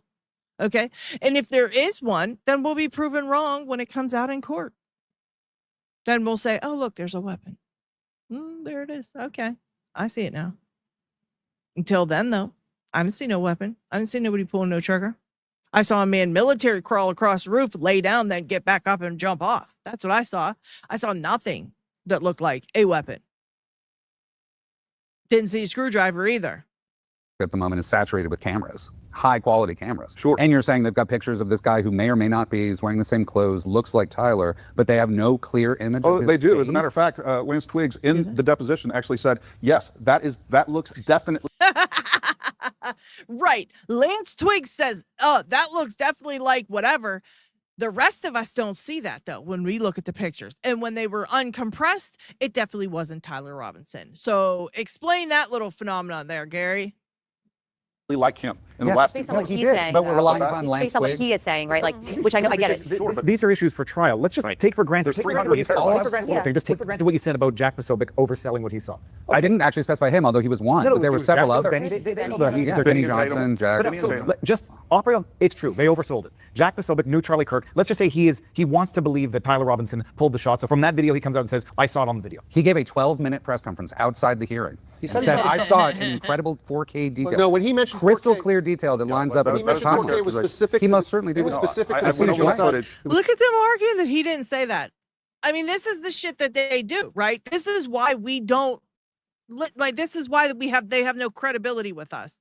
This is why we don't listen to what they say, because we all saw what they came out and said, right? About that footage. They came out, it was Jack Pasobic, it was Benny Johnson. They came out and told us all about this footage that they saw, right? And he's saying like, this is what they said. And they're like, they absolutely didn't say that at all. They didn't say that at all. None of them said that. No. They're literally arguing with him, saying that they never said that. And we all saw it. We all saw what they said. They just said, yeah, he oversold the footage. And now you're saying that he didn't oversell. He never said that. Specific to the footage inside the Los But- Right, the footage that they were privy to. Operate on the basis that he did not accurately describe it. First reason, the video wasn't made public at the request of the defense, not at the request of the prosecution. Okay. Second thing, okay, so he misdescribed it. Move on. Yeah, but this is what's frustrating. Real quick, let's make this point. This is what's frustrating because I believe most of the official narrative. But then I see January 6th. Brandon was a victim of that. There was agent provocateurs there. There was FBI agents dressed like they were MAGA supporters, encouraging people to go into the Capitol building and ruining people's lives. So the idea that there could be somebody that's dressed like Tyler Robinson and then they're just scaling a roof, jumping off the 12 foot. I'm just saying, when you look at it, this is why, yes, has Candace gone too far? Baron Coleman maybe gone too far, but a lot of this is weird. The guy's jumping off a 12-foot roof. I wouldn't just be able to jump off a 12-foot roof. I was doing that, not with a rifle. With much, like that is not even. He's like, I was doing that in kindergarten. Like I used to jump off roofs in kindergarten. Like that's like nothing at all. Like I can jump off a roof in kindergarten. Like it's so easy to do that. That's like super easy. Like shut up, Gary. You didn't fucking jump off a roof when you were a kid. Give me some positive evidence you did, and then I'll believe it, okay? Perhaps somebody threw you, as the garden gnome you are, from a roof, and you landed in the, courtyard somewhere, and you sat there for a couple of years, but I doubt that you were jumping off of roofs 12-foot roofs when you were a kid. Clearly somebody did it. Yeah, clearly we saw that. Clearly that person is not looking like an athlete. Like that person looks like a very skinny person. It looks, by the way, it just happens to look like this. No, it doesn't. Doesn't look like a very skinny person. It just looks like a random person, right? We can't tell if he's skinny. Obviously he's not overweight and fat, but we can't tell that he's a very skinny person. You might think that, but we don't think that, or at least I don't. Exact stature and build of Tyler Robinson. Is there a way that we could compute though and see his height though? Say that on those fuzzy frames? I couldn't make that. Yeah, the footage that Candace showed and the footage that is actually released by the FBI, those are two, like this is a video of a video, and like the that is to say like, oh, this is what Jack Posobiec saw. That's an Elver. But we all saw the video that the FBI released the day after. Well, we didn't see freedom of information share that was on X. It is clearly a very small person. Okay, but the video has been degraded intentionally. But couldn't we measure? Why would that video not be enhanced? If the aim was clarity, if the aim was to identify someone specifically, here's what I've is that not a reasonable point? No, I think that's a very good point. I do agree with you. I grant you that. But it goes back to I've been told that we have actually 5 different views of that rooftop footage. That's what I've been told. Somebody close. I've been told. To the investigation. Now, who is Gary that somebody close to the investigation is telling him shit? Like who is he that everybody's telling him this stuff? They've got 5 different angles, but we've never they got 5 different angles of that. We've got all these pictures all over, the stairwells and doing all this and walking here and walking there, all with different backpacks. Okay. All with different sized people. And just one that Candace had uncompressed doesn't even look like Tyler Robinson. So you tell me, just show me one. Show me one picture that looks like Tyler Robinson, not Lance Twiggs saying it could be Tyler Robinson, where I can identify and look at the picture and see Tyler Robinson. That's what we want to see. I don't think the public's asking too much there at all. Before we condemn a man to death, we would like to see one clear photo of him in that area at all. Because we haven't seen one. Not one. And the one that they tried to say was him, and we got it uncompressed, it's not him. So, sorry, but that's positive evidence that we're being fucking lied to. Period. Who knows if that ends up being true? That's hearsay. That I don't even talk about. I've had that information for a really long time. But the point is like we know we have around 300 terabytes of data. This was a preliminary hearing. They could have went with a quarter of the evidence, and the charges would have carried over. That's a fact. But it's a preliminary hearing, the purpose of which is to demonstrate that they have a case to put this guy in prison. It's not even that threshold. Dave, go for it. Yes, thank you. I'm also aware. And the thing is, when you get to the point where you're getting at, right? We had one evidentiary hearing to determine probable cause, right? That the case can proceed. And everything we're arguing about right now, we didn't even have before that. Right now, we have even more than we had before. All of the arguments that are being made, and I'll talk about Candace in about 5 seconds, all the arguments that are being made are based on the lack of evidence, right? So we're filling in the gray area that we don't know with conspiracy, and there's a reason for that. And like I said, I'll get to that in a second. But the fact is, they're not going to release every single bit of evidence to the public before this trial goes on. They have to pick a jury. And so what the last thing a prosecutor wants to do is say, hey, I have an idea. Let's convince all of the public that this guy is guilty by releasing everything. And they can't even have a trial. So the idea that, and look, and I will say this, and I'll say it right now, it's recorded. They weren't looking for compelling evidence to show the judge their most compelling evidence on that day. We don't know what they have. No, in that courtroom, at that evidentiary they're only showing enough to determine probable cause. It's not the most compelling enough to just show probable cause. And so there's still discovery that has to happen. There's other evidence that they're still considering. At the end of the day, we don't have the evidence that the prosecutor has, that even the defense team has, that even the Oh, well, to be honest, the defense team doesn't even have their client's cell phone. They don't even have Tyler Robinson's cell phone, okay, because the feds aren't giving it up. And why do the feds have anything at all to do with this case if it is a state jurisdiction? The feds shouldn't even have any evidence, right? The state should have it all, not the feds. So what's the deal? Why won't the feds give them Tyler Robinson's own cell phone? Like, for them to even say this shit is ridiculous, right? Because why are the feds involved at all? We talk about the feds being involved like it's normal when they just said, at the very beginning of this, they made it clear that this is the state's jurisdiction. So why is there anything to do with feds having evidence and not turning it over? They shouldn't have anything, right? What's up, Red Planet Decone? All right, some new listener. All right, welcome. The judge should ban any and all footage that has any kind of alteration. He did good on the first run when he asked if it was edited. How can we support him to keep it going that way? Yeah, I really don't know. He allowed he allowed that other edited footage, though, to be seen, I guess, by him and whoever was in the courtroom, right? But the point is like, just show us one thing. He's saying they got 300 terabytes of, or does he say terabytes or gigabytes of information, blah, blah, blah. Okay, well, one picture, one thing that has his face, that we can recognize his face. That's all. That's it. Even in the photos they showed at the beginning, and they were like, have you seen this man? I didn't think it was, when they caught Tyler Robinson, I was like, that's not the same dude in the pictures. Like, from the very jump, it didn't look like it to me. It's crazy. And I get they're not showing their hand. That's fine. But they could show the public one clear picture of the dude. And when we find out that the picture they're trying to pass off is not even him, it goes to show, why are the feds, what's going on? Why are the feds doing any of this? Why did they give us this picture and say it was him? And then when we uncompress it, it's not him. It's weird. It's weird. And so guess what? We don't believe them. Now you're giving us positive evidence that you are untrustworthy. And so when we see that kind of thing and we jump, I say we jumped to that conclusion, but we haven't even jumped. We kind of just hopped, right? Because it's not that far of a leap to think that perhaps more of the shit that they have is not quite what it seems. It's our right to think that. It's our, what's his name said, we pay them. Like, they're getting paid. They're supposed to protect and serve us. And they forget that, right? They forget that that's what they're supposed to do. They forget that we pay their salaries and they're supposed to protect and serve us and serve our best interest. And personally, quite frankly, I don't want somebody who is capable of doing what happened to Charlie Kirk to be running around the streets. I don't think that's good. And I think it's disgusting that they put Erica Kirk out here front and center on the stage at this event and that event, this event, and they got her running around like a lunatic. And there's all kind of people that are still on the loose. Then we got a bald guy and 3 other people that were seen cruising around looking suspicious, involved in this whole thing. So that's what, 4 extra people that we saw them, right? Oh yeah, a bald guy and 3 other people. We saw them. They're super suspicious, whatever. But now it's like, just forget about them. We don't want to talk about that. We're done with that. Excuse me? So they're running around here.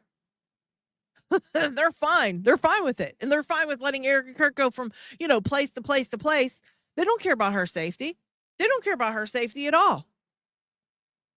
And why would she want to when there's people still out on the loose? Why would she want to be out there? She should be like, no, dude, I'm not going to do any of that because there's still people out here. We don't even know if we caught the right guy.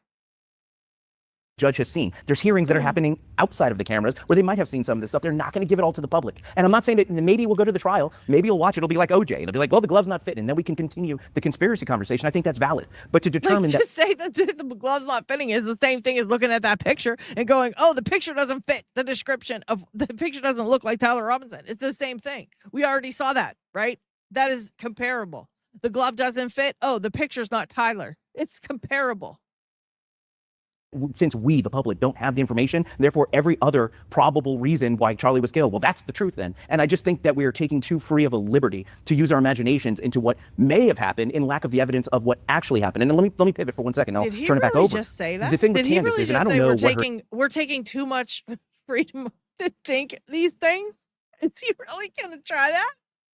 Intent is. I don't know what's in her mind. I don't know if it's displaced grief. I don't know if it's anger. I don't know what it is. It doesn't matter. Could be genuine concern. It could be genuine. Actually, it could be. I don't know her personally, so I don't know what total her disgust mind is, and I'm the not level trying to of know. But I do know this. Evidence. Charlie Kirk, the reason why he was a target, whether it was the one shooter or whether it was another country, was because of how effective he was motivating young people. And if we look at who's targeting young people today, It's the left. It's the communists. And it's the state of Israel. It's just, I don't know that to be What, true. 100%? They've taken either a lot way, of public Charlie was They've against taken a Iran lot war. of public That is polls a about the fact. attitude But either way, can we agree that of young Americans about can we the state agree of though that Israel. young people are being used for political purposes and their hearts and minds? And Charlie was very effective at getting young people for our movement. And so in the wake of that, his death has been exploited to impact young people in a way that damages everything Charlie built and also damages our movement because there's a I mean, yeah, but isn't that your own fault for, throwing out people like Andrew Colvett and Blake Neff front and center that nobody likes? Literally not a young person on earth gives two shits about either of those idiots, okay? Literally nobody. Nobody tunes in and goes, let me see what Blake Neff has to say. Especially not young people. Now you got Andrew Wilson, who's a total D-bag. Like, total D-bag. Changes his views on everything over one meeting with Turning Point USA. Now he's like, oh, yeah, that's definitely Tyler Robinson. We just saw, I just put up a video of him saying there was no weapon on him jumping off the roof. That's crazy. Am I insane? There's no such thing. That never happened. You can't take that rifle apart like that and put it back together and get a shot off and this. And now he's completely opposite. And you want to know why the youth doesn't, want to deal with you? Well, stop putting idiots like that front and center for the youth, and they'll probably maybe start looking at you again. And it's not anybody's fault who's questioning the unaliving of Charlie Kirk. It's your own fault for putting those idiots out here and thinking the youth wants to follow them, because they don't. I mean, not at all.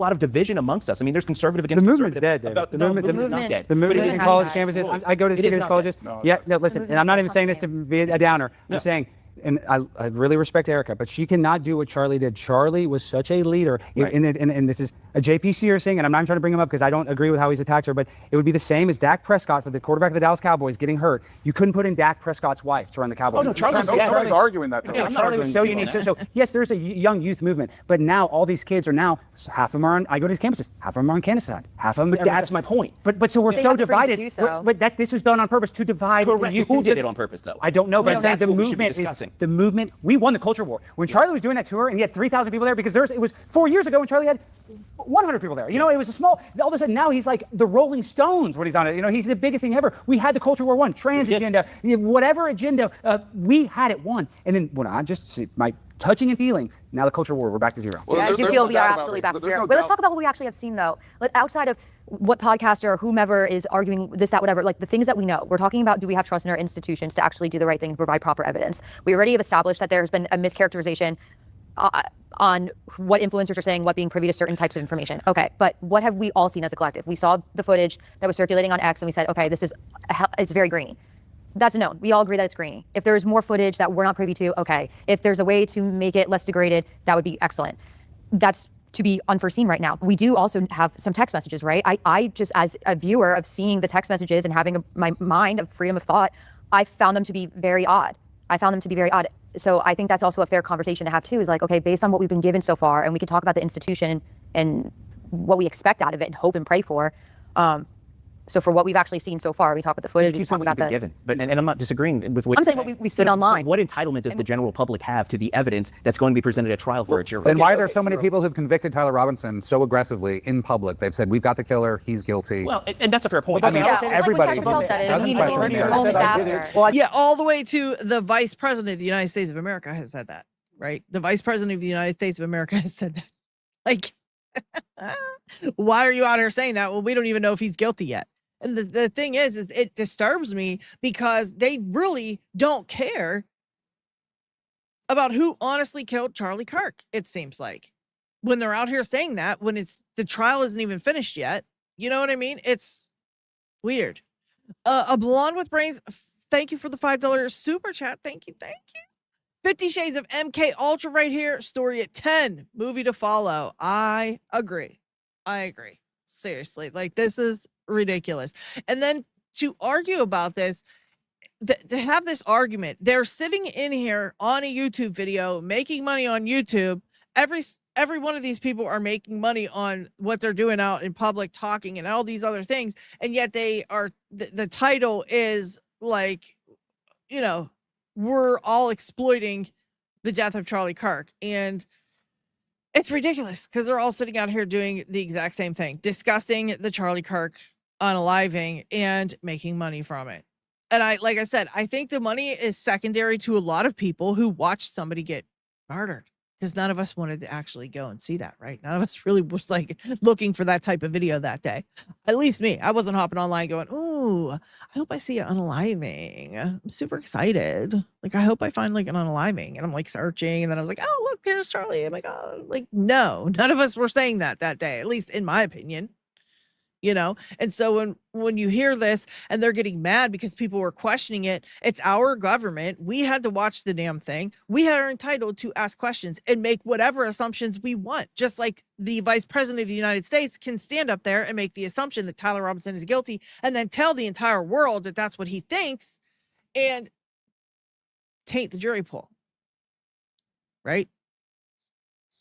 I just want to make this point. I said it earlier, but Discord message said it was me. He kind of admitted it. But there's no timeline to this. I just want to say this, and I was not there, but I talked to multiple people. Gary just said it too, and there was a gunshot. I know this. I've talked to people that would not lie to me. Loud noise. I mean, there was a loud noise. Actually, so not only was there a gunshot, I just it was know there that. was a I know there's. supersonic I don't know event anything. recorded I don't know who shot the gun. Here's Gary. Act like he knows anything. I love it. But I know there was a gunshot. I talked to somebody that would. Gary, if you would have came with dress pants, they probably would have taken you a little more seriously. But of course, you had to come in your jeans. And maybe if you just would have worn a tank top, just like a short pair of shorts, maybe I would listen to what you say. But again, no, you're not coming professional here. Not lie about that. A person that John Bray had done audio John Bray doesn't know his ass from a hole in the ground. But But Gary does. But Gary knows all kind of stuff. Fair to say. No, it is like, so I've actually had Matt Tario on, who is literally not only a ballistics expert, former Green Beret, he's literally an explosives expert. We went through everything that John Bray did. What he is doing is pure fantasy. It is speculation upon speculation mixed with some sci-fi nonsense that, by the way, completely defies physics. That I do believe. I do believe Gary believes that. And so I'm okay listening to him say that. Like, that doesn't bother me that he disagrees with John Bray's theory and he's like, whatever. Because he seems like he's dead serious. Like, he actually believes that. And that's fine. I don't mind listening to people who actually believe their standpoint and they want to say something, right? I'm cool with that. It's the point that, he is, when he comes out and says some other stuff, though, that he doesn't really think that, because when he's the same way, right? When it first happened, he was out here saying there's just no way that's possible. And he talked us all into it. And now because we believe it's not possible, he's mad. It's like, because we didn't change our mind like he changed his mind, he's mad. But he had the same standpoint when this first happened. Same as Andrew Wilson. They were like, this is wrong. This isn't what happened. I can't believe this is what's going on, right? And so, yeah, now he's mad because other people have other theories, and he now believes the theory that he thought was just so crazy at the beginning. Okay. But again, he looks like he was dead serious about not believing this whole thing with John Bray, whatever. And that's fine. If you don't believe it, that's fine. And you don't, whatever, fine. But he's still allowed to speculate. He's still allowed to, think of different things that it could be. It's just crazy to me. And then the fact that they get so mad because people have different opinions is crazy. That's cuckoo. You shouldn't care. Nobody's hopping on his channel and forcing their opinions down his throat, right? I'm not over here going on Gary's channel, commenting on his stuff. I'm not forcing my opinion on him in any way, shape, or form. And yet he would probably hate me because I don't agree with his opinion. And it's weird the way he gets so like, he's so against Candace. He posts daily about Candace, all this stuff, but Candace. And he's literally pissed. Like, he's pissed down to his core. He's so angry because she's talking about her own fucking friend. Let that be the day.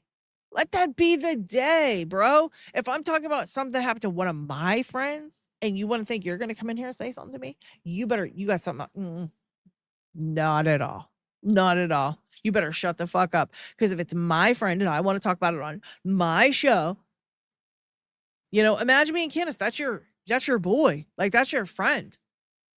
And I don't think that she had romantic feelings toward him at all. Like, not at all.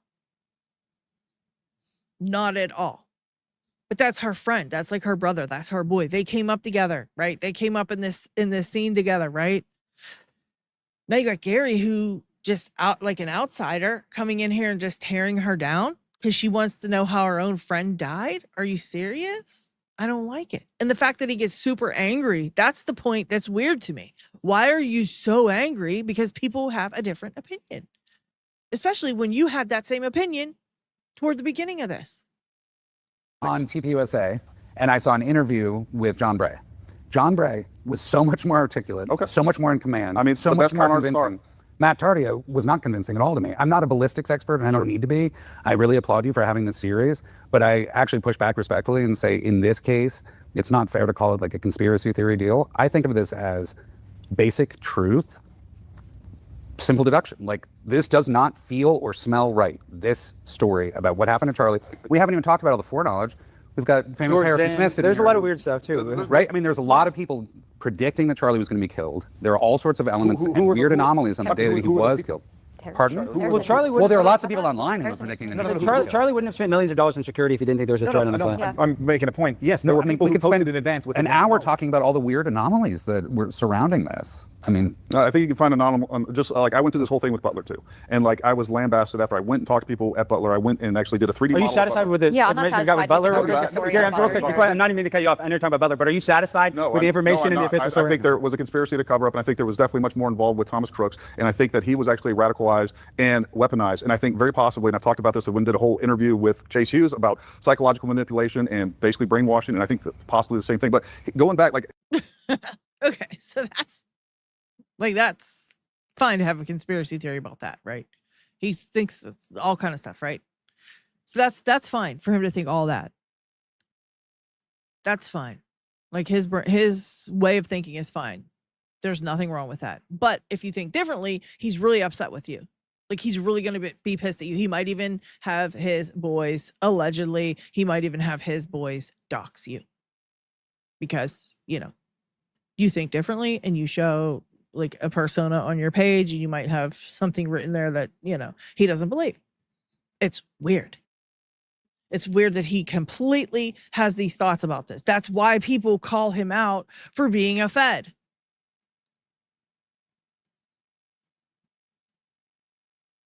It's like crazy. It's like super obvious at this point.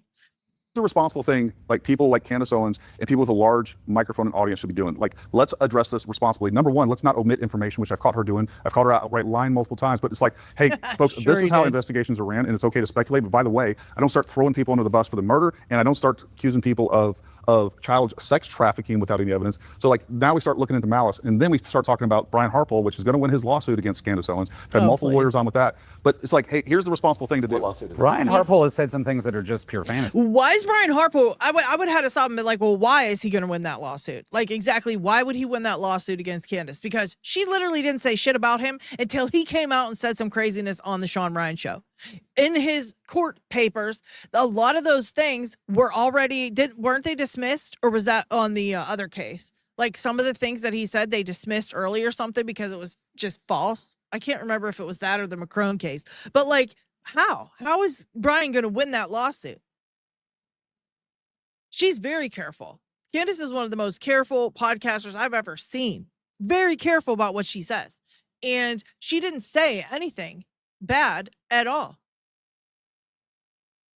It's like they are so confident, but yet they don't watch her to see what she actually said. They have no idea what she actually said. They believe the lawsuit papers because they don't watch her show. And that's the dumbest, look, you want to talk about stupid, that's the dumbest thing you could do is get a paper like that lawsuit against Brian Harpole and Candace Owens, and take the things that are put in that lawsuit as facts. The accusations put in that lawsuit as facts, okay? Because a lot of times they file these complaints, like remember with Blake Lively and what's her face? Blake Lively filed that complaint. It wasn't a lawsuit, it was a complaint. But she filed the complaint, and we were all going, oh my God, I can't believe that what's his name was, sexually harassing her, and all this was going on, and I can't believe that poor Blake Lively, this is crazy. And we all were like questioning this dude and going, I can't believe this is going on this set of this movie. And the whole thing was like not true, right? She lied about a whole bunch of shit. She mixed up text messages, made it look like one thing when it was something totally different. You can put anything you want in those complaints. People do it because of us on YouTube. Now they do that stuff because of us, because they know we're going to find it. We're going to pick it up. We're going to talk about it on our show. And that information then goes out as though it's factual. Excuse me, even if it's not. Because a lot of the things that Brian Harpole said in that were not factual things that actually happened. But people were reading it off and talking about it, and it just goes out there, right? The information then gets spread around, and people think that those things are legitimate when they are not. And I think that's kind of what some people like, maybe even Gary, because it sounds like he really believes that lawsuit, and he really believes Candace is going to lose that, even though most of that stuff is going to be dismissed, in my opinion. Yeah, Gary, he really shot himself in the foot with this Gabby, whole I want to just make one interview. point, and I mean this with all due respect, and as soon as you say that means you're going to say something totally disrespectful, and I know we've gone after Candace, she's trying to monetize this, and I mean this with all due respect. You're monetizing Charlie Kirk's death. You're talking about it, defending him, but you're monetizing his death too, and I mean that. And I mean that with respect. I'm just saying, you're talking about it. There's a reason why Tucker, his brother, has not really talked about it. There's a reason why I personally don't talk about it, and I'm not trying to clout chase and talk about it because I want to let all of the evidence come out before I make an opinion. And no offense to you, but Candace has done it to a bigger degree than you, but you've monetized Charlie. No, I actually have lost significant amount of money doing this in multiple different ways. I can talk to you well, on it. perspective is different. I can say that sounds true. That sounds very true to me, right? We've looked at Gary's channel, and him talking about any of this has lost him a huge chunk of his audience, which is another reason why we suspect that he's a Fed, right? We kind of assume that because of the fact that he lost all kind of money when he switched topics and he decided to, serve us Fed slop. And the thing is, like, people, it's just because people don't, that should tell you how many people actually believe the Fed slop. Not a lot, right? Because when these people are out here and they come from that standpoint, nobody watches their shows because nobody believes it. Just a small portion of the world actually believes the official narrative. The reason that I'm doing this. And you have too, because you've talked about it. You've benefited. You've talked. I'm saying real quick, and I mean this all due respect. You've talked about Charlie Kirk. You've gotten thousands of viewers talking So about you're it. saying correcting someone who's spreading disinformation, I am somehow guilty of something in this? No. Yes, you're guilty of making money off of Charlie Kirk, just like everybody else who talks about Charlie Kirk. Yes, exactly. That's what we're saying. He's not, but I think so. Saying is, but you're doing the same thing as her. We're saying, oh, she's monetizing. Correcting the disinformation is not the If we're same going to be thing as intellectually spreading honest, disinformation. But it's a It's completely different scale. Alex, it is a different scale. I'm not trying to go after you. I'm saying. I don't think you are. Just listen. Covering the preliminary hearing is different than someone coming out and saying this is a show trial. So when someone is correcting disinformation. Oh, so, okay. So anybody not doing what he's doing, okay? Anybody that's not doing what he's doing, basically. To then accuse them of monetizing the fact that they have to come and say, no, Candace, this is a preliminary hearing, not a trial. Not making any money off this, not making any followers off it, just taking shit. He's acting like he had to come out and correct Candace and tell her that it was a preliminary hearing, not a trial. Candace was on that, and she already said that. Like, she said that already. What are you correcting? Because that's not something he corrected. Nobody said that. Candace wasn't like, this is the hearing. This is it. So what is he talking about? And being called a Zionist all the time, don't accuse the people who are out there correcting the disinformation of profiting off of it, because had it not been for the disinformation, we'd be sitting here waiting for the trial and maybe exploring meaningful questions. Exactly. So why don't you mind your fucking business and go about your business and leave people alone just because they don't have the same opinion as you? It's weird as fuck, and you're a weirdo for doing that. But technically, you're taking all these arrows from Candace's audience, right? You could just wait. I'm not saying you should do this, but you could just wait till all the truth comes out in the trial, then he's guilty, and then you can be like, no, boo, Candace, you're wrong. And we could just wait when the leftists take over. We could just wait and not point out the fact that they're lying and they're manipulating. I'm so sick of this stuff. I'm so sick of hearing about leftists and this and that and the next. Literally, nobody believes that anymore. Okay, literally, nobody cares about that anymore. It doesn't have anything to do with that. Nobody cares about left and right and what your political stance is. I don't think I've ever once asked any of you where you stand on the political spectrum. Have I? Have I ever asked any of you guys? Are you left? Are you right? What do you think? What's your opinion? Because I don't give a shit. Okay? I don't care. And the fact that he's trying to make it like it's about that is ridiculous. Nobody cares about that. People are out here just trying to see what happened and trying not to see a poor kid get railroaded to death if he actually didn't do it. That's the whole point. It's about our judicial system. And the fact that they make it into something that it's not is stupid. Don't try to put that in my mouth like I'm like trying to, no. People and all those other things. I'm doing this. I can't speak for everybody else, but I think this is an existential threat to our country. I really do. When we can go out and we can manipulate. What is an existential threat to our country? Are you kidding me? Then maybe talk to your government about monitoring the fact that somebody can get unalived on live. How about that? We had to watch Perez Hilton do all kind of crazy shit, didn't we? We had to watch all this stuff. Why don't you worry about that instead? If this is such an existential crisis, maybe don't make the citizens of the United States of America or the people in the rest of the world have to watch that shit.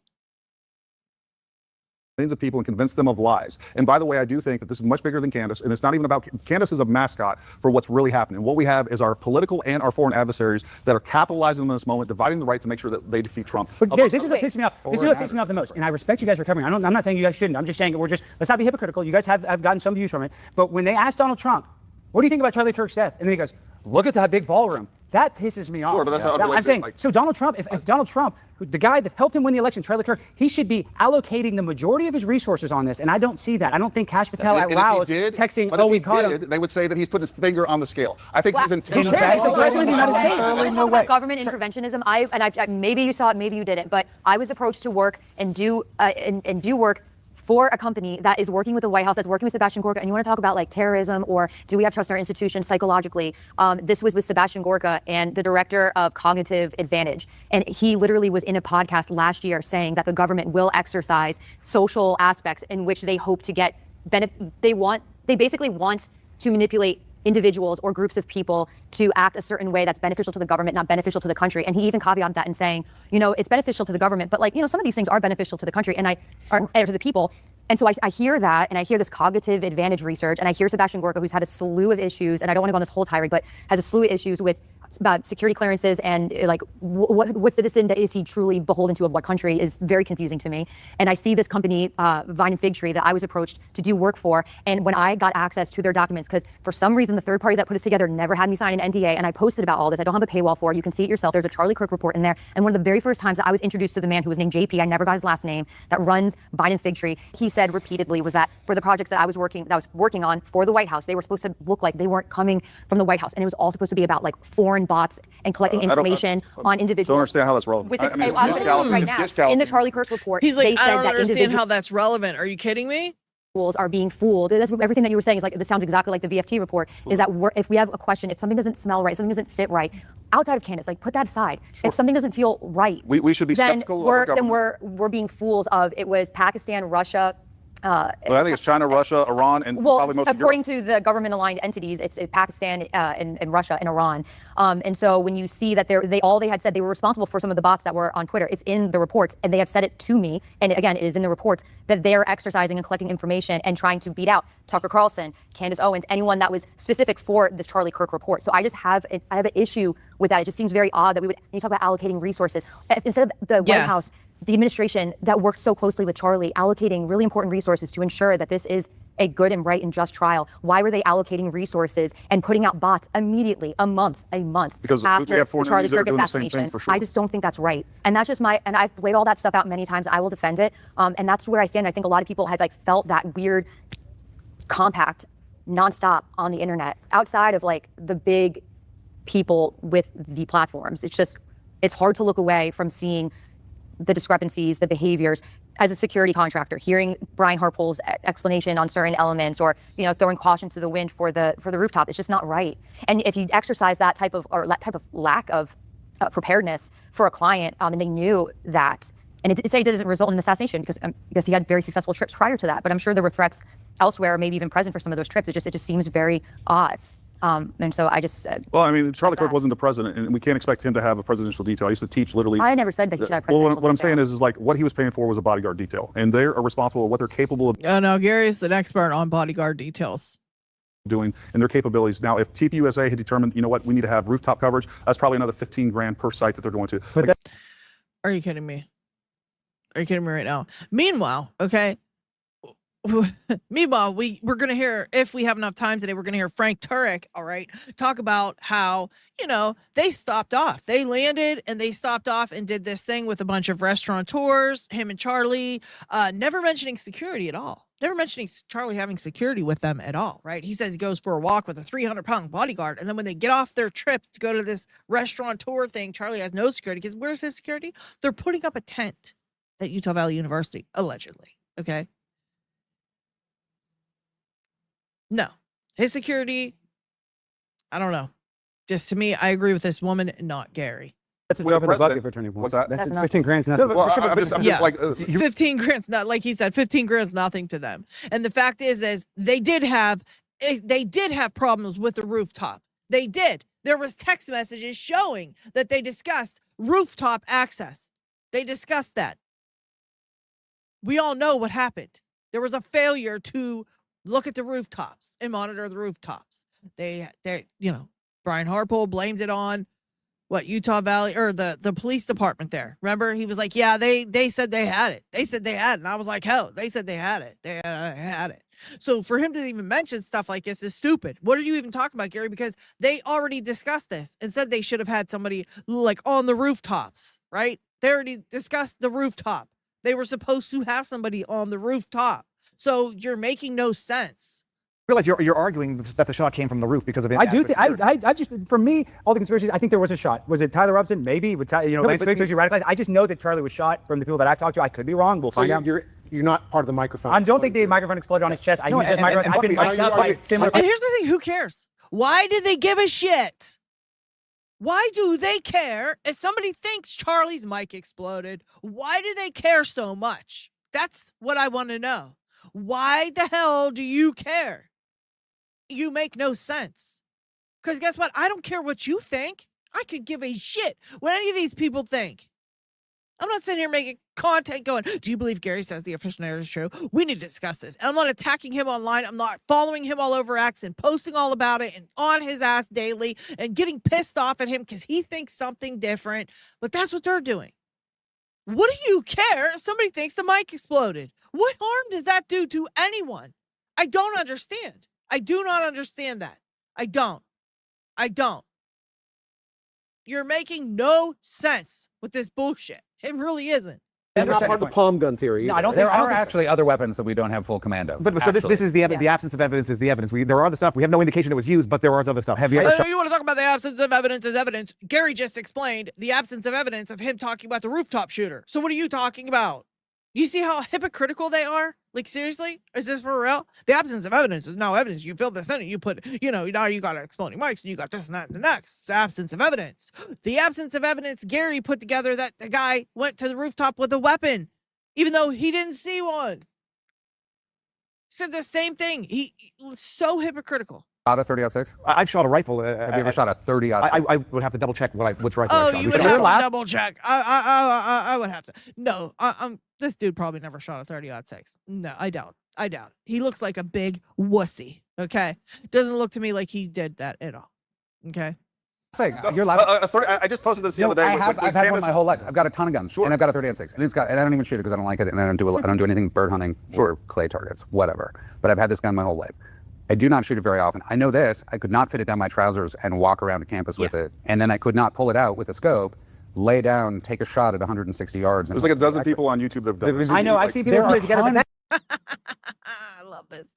That is weird. People on Gary, YouTube. that is weird that he took it apart. That's where I'm like, did he take it apart and put it back together? Like that? That's There's nothing hard about it. Why There's two screws or whatever. I know, What but about it's just sighting in your scope? Are you telling me that's not going to knock the scope off? So and I've literally done this. Like you can take that. He's literally done this. Like, Gary, I really need some positive evidence that you really done this. So I'd like to see a video of you literally doing this with like maybe no shirt on. Okay. And maybe like either your tidy whities or like a pair of short shorts. Okay. That's what I'd like to see. Some positive evidence that you actually did this and that it actually worked. The Not just receiver you off, the saying buttstock off. Yeah. Put it back on, and at 100 yards, you're not going to miss, without a doubt. Well, but You're not going to, without a doubt, you're not going to miss if you take it apart and put it like without a doubt. Without a doubt. No, I have doubt until I see it. And I'm not going to believe it until Gary's out there doing it with hardly any clothes on. he did get Quietly without speaking also.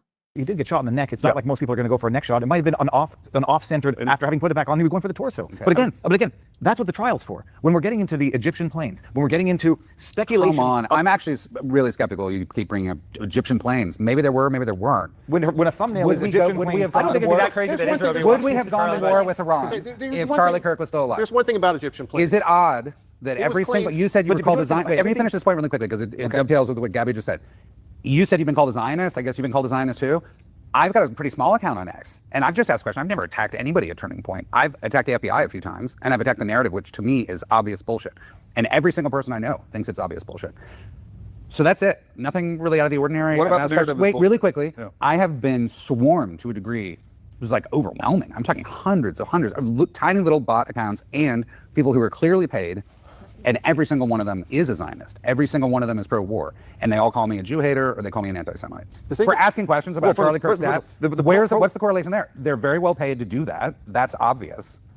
Gabby just demonstrated that she was approached by Buckley's point, though, I think it's weird because literally Laura Loomer was like, F Charlie Kirk, he's having Tucker Carlson speak at America Fest. He's an anti-Semite. And then as soon as he dies, Laura Loomer is the biggest Charlie Kirk fan. Well, and the opposite is true too. Like people that hated Charlie Kirk, well, that's including fair, Ian Carroll, Ryan Mata, I could name. They didn't hate him. They disagree with him. They called him a Jew. They called him a serving the enemy or something, serving the Zionists. So, but let's. So there's a lot of feelings here. Are we really not going to talk about the Hamptons? But there's a lot of feelings here, and there's a lot of circumstantial things that we can plug in left and right. But like, what evidence does people have that something nefarious occurred outside of the official narrative?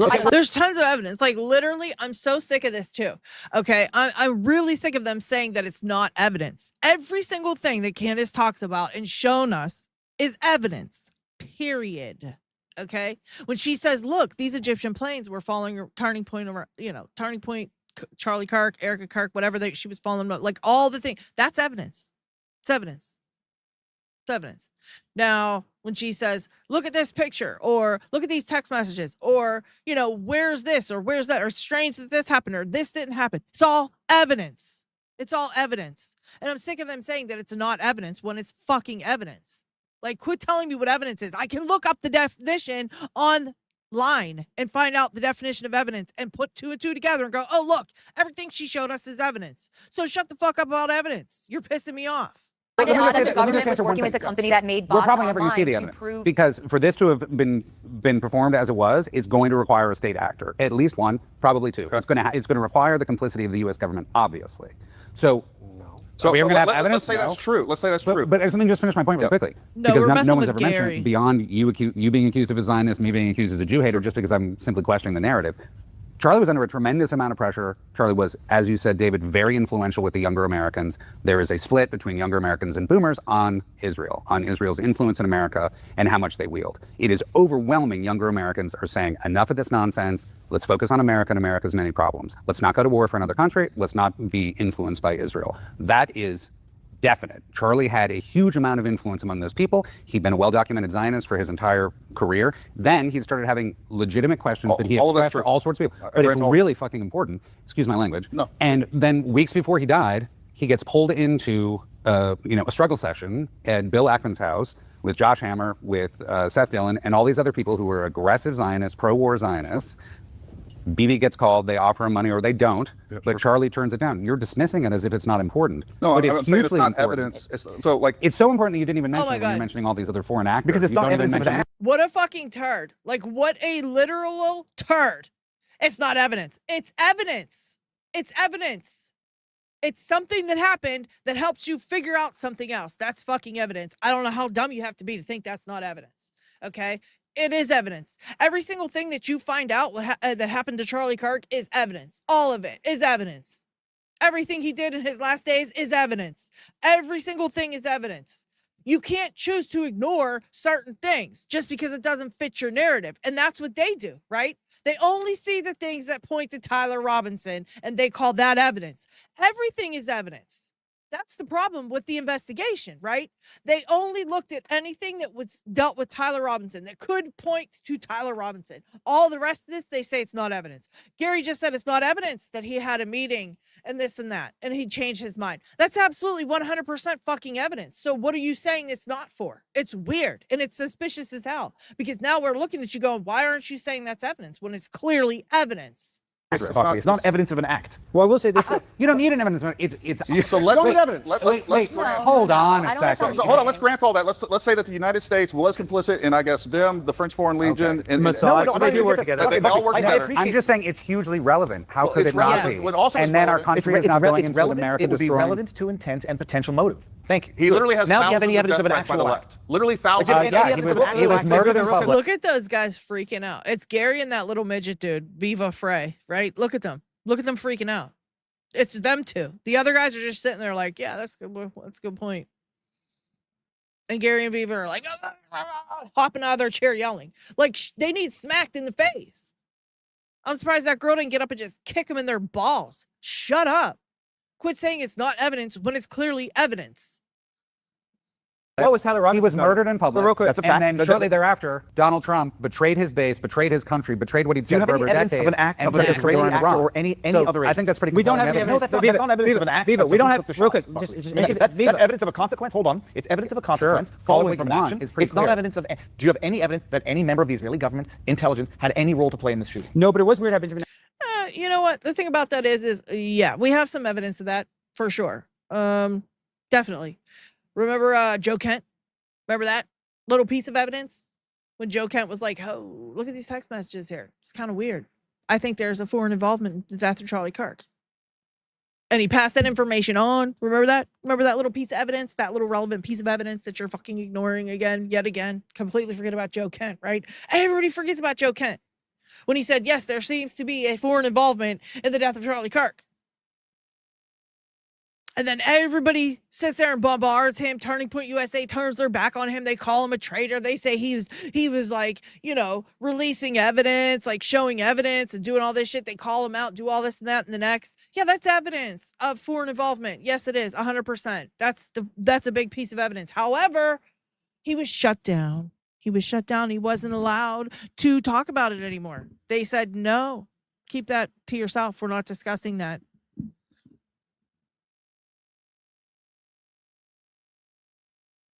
Don't forget the Florida woman donor threatened Charlie Kirk twice on video and in text to Charlie Kirk. Yeah. Yeah, we saw those. We saw that crazy ass spiel in that message. Remember that? That's evidence. Like, quit saying there's not evidence when there is. There was evidence, and they got shut down, and they weren't allowed to look into it any further. The whole thing with Joe Kent, that was shut down, and that was cut off, and he said, no, you're not allowed to look any further. What was the cash batal? And I don't know why, because evidently the feds aren't involved in this case at all. I mean, they were there and doing all this shit, and they have a whole pile of evidence that they're not turning over and stuff like that. But it's a state case. It's not anything to do with federal. It's a state case. So the feds shouldn't even have their nose in this at all. They shouldn't have anything to say. They shouldn't be involved in any way. Should get the fuck on out of here, turn over the evidence, and get on out of here. And yes, Joe Kent said there was possibility of foreign involvement, and he was shut down. That's a huge piece of evidence. Again, him being shut down, that's evidence too. Him being told to quit looking, that's 100% evidence too. Evidence to what? We don't know, because we're not allowed to investigate that. Nobody's allowed to investigate it, so we don't know. But I love how they say this shit, and then, no, people can't get evidence if they're not allowed to investigate. If Joe Kent says there's foreign involvement and nobody takes it any further, of course they're not going to find the evidence because nobody's looking into it. Like, you don't have to be a rocket scientist to figure that out. And I don't understand why they're having such trouble getting it through their head. Netanyahu came out there immediately and said, I had nothing to do with that. He was very, Well, he was already dead, he though. does protest too much, but I will ask you this, and I'm saying this defending, I'm basically on your side. I agree with you like 90%. But when a detective goes to a crime scene, the first thing they look for a suspect is motive. What was Tyler Robinson's motive? Well, he said it. He actually confessed. He has 11 different confessions. He talked about it. No, but it's amazing. You said, like, okay, well, Charlie was turning on Israel and he would have swayed an entire generation of young conservatives. He had turned on the trans community already. So by your own rationale, the same logic applies equally to both. Which is a multi-billion-dollar industry. And then they try to say that, but yet he was over at Chick-fil-A, right? He was so upset about this whole trans furry issue that he went over to Chick-fil-A and had his lunch. Like, that's evidence. And it's weird. And it points to perhaps Tyler Robinson being a patsy, because why would somebody who's so strongly upset with Charlie Kirk over trans issues go and eat at a Chick-fil-A? The only difference is there's evidence of an act when it comes to Tyler and Lance Twigg. And I'll give you evidence that the U.S. wasn't involved or Israel wasn't involved. And here it is. Because if first of all, if they're like, all right, we're going to have this extremely sophisticated multi-agency, multinational conspiracy, and what we're going to do is we're going to put a guy up there. He's going to shoot from a different direction. We're going to have a patsy. I don't know if we're saying there's Tyler Robinson or not. And they get done. It was so, with 3,000 people. We never saw anything. We don't have him on camera. They got away with it clean. Wait, but we just talked about all this stuff. Not necessarily, because I think he was on camera crawling around on the rooftop. Pretty sure they caught him on camera crawling around on the rooftop. Mm-hmm. Sure did. And like, of course it's going to point to the patsy if they wanted to point to a patsy. What are you saying? And then when you look into it and try to figure out if there was some type of foreign involvement, somebody was out here doing something, they freak out. So how in the hell would we find any more evidence? Because you guys are shitting your pants about it. Shitting your pants over it. And for what? Who gives a shit? What does it affect you? It doesn't affect you at all. So why do you care? One way or another. That's what I do not understand about this dude. Or the other little freaky dude with the weird-ass fucking hair looking like Michael Bolton knockoff. They take off like, hey, good job, we did it. Oh, by the way, what'd you shoot it with? 223. What would we give the patsy? A 30-06. Oh, and here's another one. The easiest element of this to fabricate. Please explain to me if this was a big conspiracy, why was it fabricated? Is like the ballistics report. That bullet. Like how? You mean the ballistics report that said that bullet couldn't have been fired from a Mauser 30-06? That ballistic report? Is that the one you're talking about? That one? What do you want? What do you need explained on that one? They listed a whole bunch of different weapons that metal and that fragment could have came from, and the Mauser 30-06 wasn't in the list. So what are you talking about?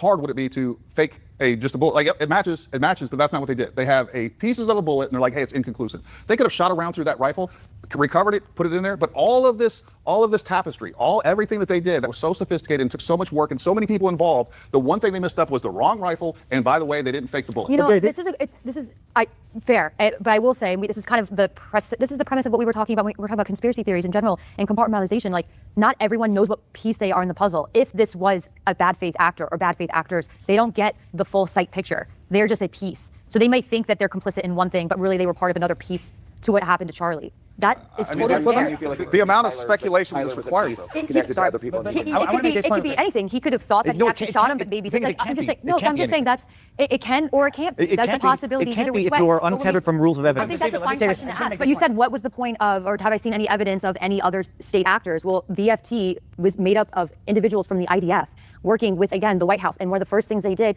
was say that Charlie fell for the op when it came to his stance on Israel changing, and then made bot accounts trying to overflood social media for people to not buy into, hey, maybe there was something about that. Maybe there was Oh, you mean more evidence that they're not going to call evidence? Maybe there wasn't, but why is the White House interested? Why are they supporting this? I think we probably need to wrap this up. I think we're almost at like kind of a standstill, but I will say this is what I'm worried about. And I understand people are like, oh, candidates are going to tank the jury. But I'm even worried about a worse outcome. It's not even that the jury's going to be tainted, that somehow Tyler Robinson is found innocent, like OJ was found innocent, because they want this, just like how Trump, I think majority of us would say that he won the 2020 election, right? Yeah. And the majority of us would think that Tyler Robinson is guilty of it. And then all of a sudden he gets not guilty. And then what that's going to do is that's going to radicalize conservatives. So this could be like a bigger thing, bigger than Mossad. It could be, I don't know. I'm not just trying to, I know this is just conspiratorial, but I'm very worried about that. And that's why I'm frustrated that the FBI, and this is not a federal case, because a federal case, if it was 99%, when you go to a federal trial, you're guilty. If you go there, you're toast. You're not going to win. But in a state level, there is a possibility. There's Candace and there's this and there's that. And if he was somehow found not guilty, and if we don't ever have a justice in the situation, that's going to radicalize a lot of young people. That's going to be the worst outcome, and I'm worried about that. That's going to happen either way, and that's honestly my biggest concern. And I'm so glad you brought up OJ earlier, because this is probably in my lifetime the next example since OJ where a crime has become a team sport, and this is very much a team sport.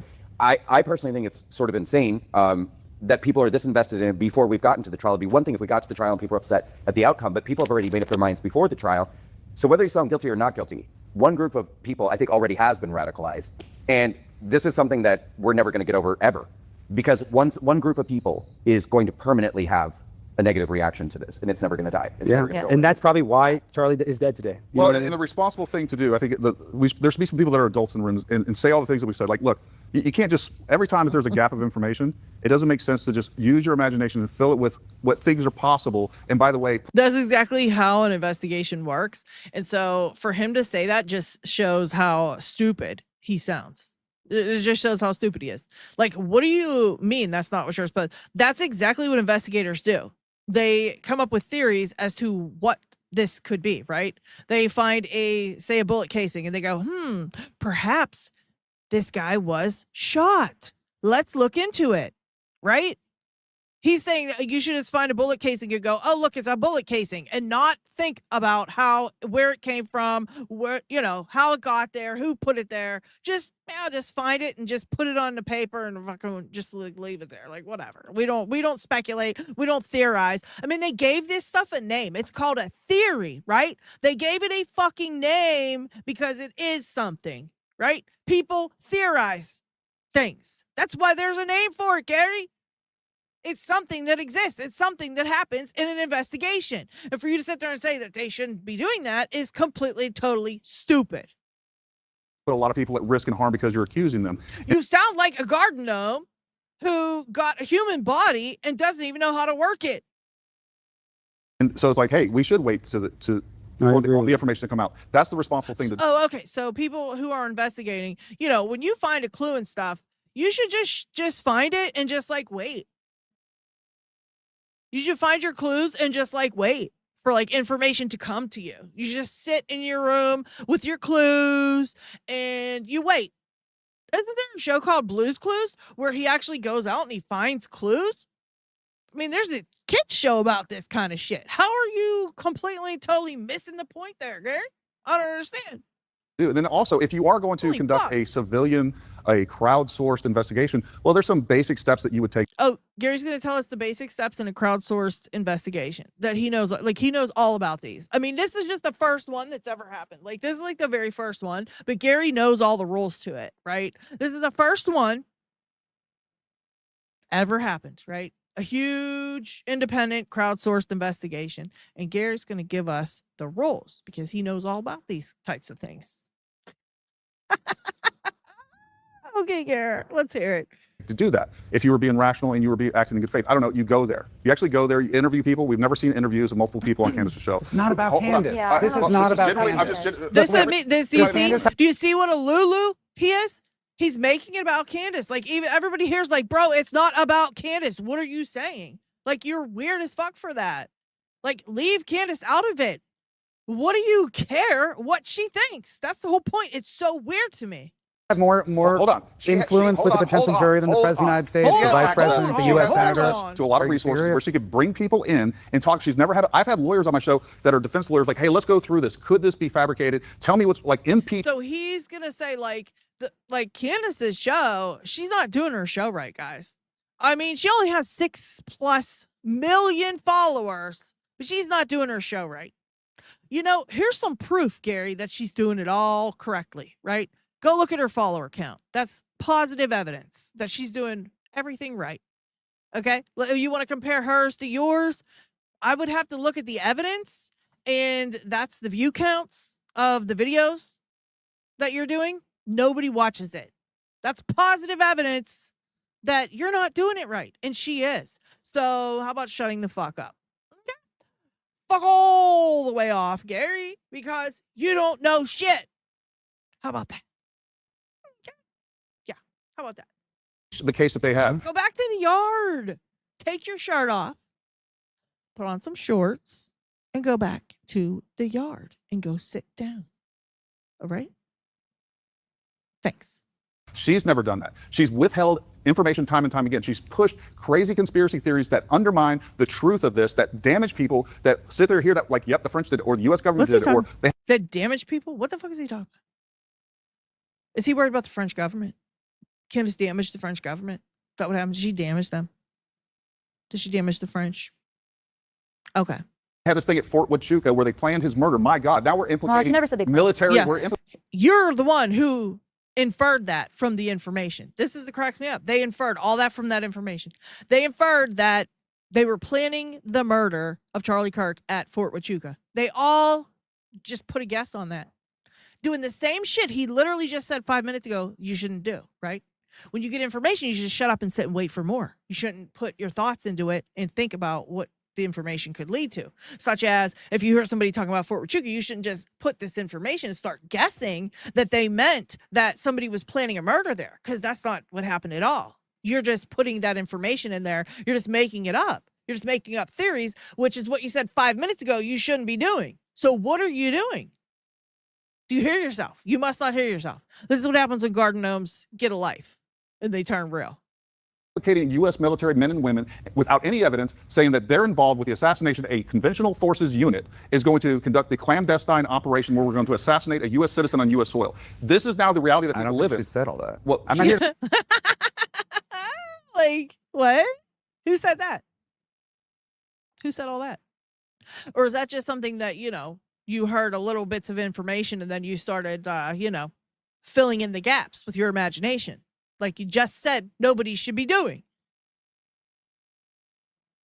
Yeah, and I don't think it's fair for us to go full send on her when she doesn't even. She's not sitting here. Yeah. We've addressed her multiple times. I think it's He's like, no, I think you should. I think you should attack her, like when she's not here. The pregnant lady. I think you should attack the pregnant lady when she's not here.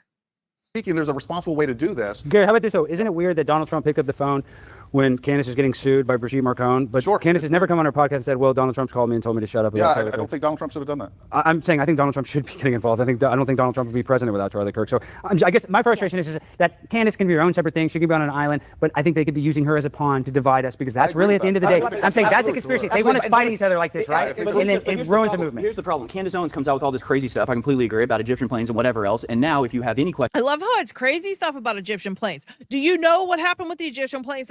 Did any of these fuckers know what she said about the Egyptian planes? Anybody on this panel here? Maybe that girl, right? But they're just keep bringing up Egyptian planes like it's so crazy. Bitch, they found the Egyptian planes following Charlie Kirk and Erica Kirk around. I think it was 69 stops or something like that they followed them to. There's something going on there. It's fucking weird. It's evidence that should be looked into. And you keep bringing up Egyptian planes like it's so crazy. Somebody saw Egyptian. They literally make it sound like someone just saw an Egyptian plane in the air that day. Like, what? Nobody said that. Nobody said that. They're just it's evidence. It's all evidence. And again, nobody looked into it. About the official story. Yes. Yeah, people like Gary get to say, oh, so now it's an exploding microphone and you bring up all this stuff and it's like, which is right on of JFK and flooding the zone. But literally the conspiracy theory was created after JFK to demonize people that are looking we into also the official appreciate story. that there are operations to muddy the waters specifically so that you can't have the meaningful discourse. I mean, Of course, that's probably what's happening now. Much like, and people don't like the analogy, but in Sandy Hook, when you had people pushing the nobody died theory, it gives people the moral authority to then say, I no longer need to entertain any of your meaningful discussion. Yeah. Now, when it comes to filling in the blanks, if there's a shred of evidence to support it, there's nothing that should be off the table. But you don't get to fill in the blanks with, it must be Israel because... You don't get to fill in the blanks with what he says. You don't get to fill in the blanks. Gary said you don't fill in the blanks at all. You await more information. You don't fill in any blanks. You await more information. This Michael Bolton dude is saying, yeah, you can fill in the blanks. Just can't fill in the blanks with this stuff. Only stuff he thinks you can fill in the blanks with. Like, Kenny G wannabe needs to fuck all the way off as well. This Kenny G wannabe needs to fuck all the way off as well. We can fill in the blanks with whatever the fuck we want. How about that?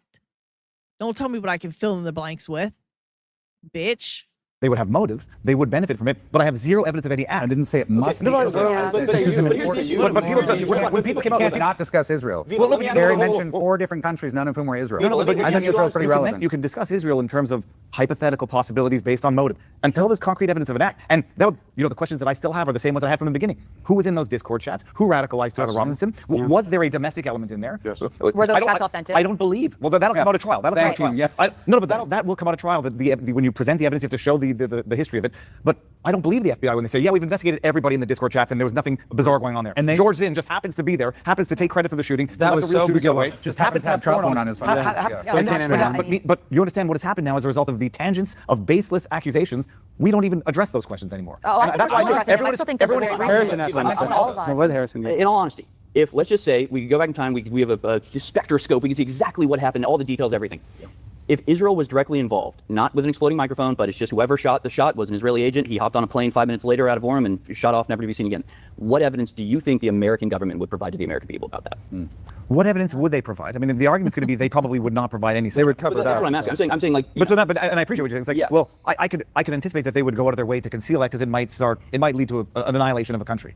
Okay. Or because they, but by the way, there's they more, were evidence, there's more candidate, evidence of that having happened during the Las Vegas shooting than there is during Charlie That's a Kirk. perfect example. The Las Vegas is what was the motive there. That was a whole weird thing that happened during Trump. But it's just another aspect of the failure of our leadership in our country to gain any trust with the American people. Nobody trusts them. So the FBI comes and says, we've investigated the Discord chats. Who believes them? No one's going to raise their hand here. But it also means that if Israel was involved, we would never know about it. So therefore, an absence of evidence is not really a absence if Israel was involved, because it's assumed that even if it was Israel, we would never hear about it. So nobody, it was Israel's side is expecting there to be any evidence because it would be the understanding that the American government would be. Well, you would have to believe that in spite of a lot of other evidence. You know, it's one thing to believe faith is believing something without. Again, with Gary talking, like, seriously, dude, please shut up. You just absolutely contradicted your entire story like 20 different times. Like, I think you're done here. Please just stop. Evidence. The problem with the conspiracy side is they believe something in spite of evidence against it, and they're. You mean all the evidence that you choose to ignore? That's what you mean. Not in spite of evidence against it. It's in spite of the evidence that we see that you choose to ignore and pretend is not there and pretend it's not evidence. Is evidence against that because we do have evidence of Tyler Robinson. We're going to see his cell phone. We're going to see where he was. We're going to see that Lance Twiggs was sending messages. Look, if we see his cell phone, okay, and it's somewhere over there, that only proves his cell phone was there. Okay, you got 5,000 cameras, 300 gigabytes or terabytes of information. I just want to see one picture where the kid is standing around in that area at all. And I want to know who on Turning Point USA met with this dude and where are they? If they supposedly like talk to him, like, hey, they came up to talk to us. Where the fuck are they? Who are they and where are they? That's what I'd like to know. And no, so if we see cell phone information, his cell phone's there, that doesn't mean shit. That means his cell phone was there. Prove to me he was with his cell phone. That's the point.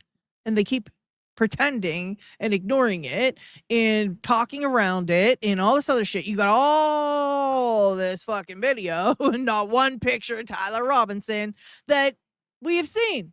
The public has seen not one single picture of Tyler Robinson anywhere on that campus. We've not heard from a witness who said they saw him. We've not heard from anybody other than an ex. Let me tell you about my exes, all right?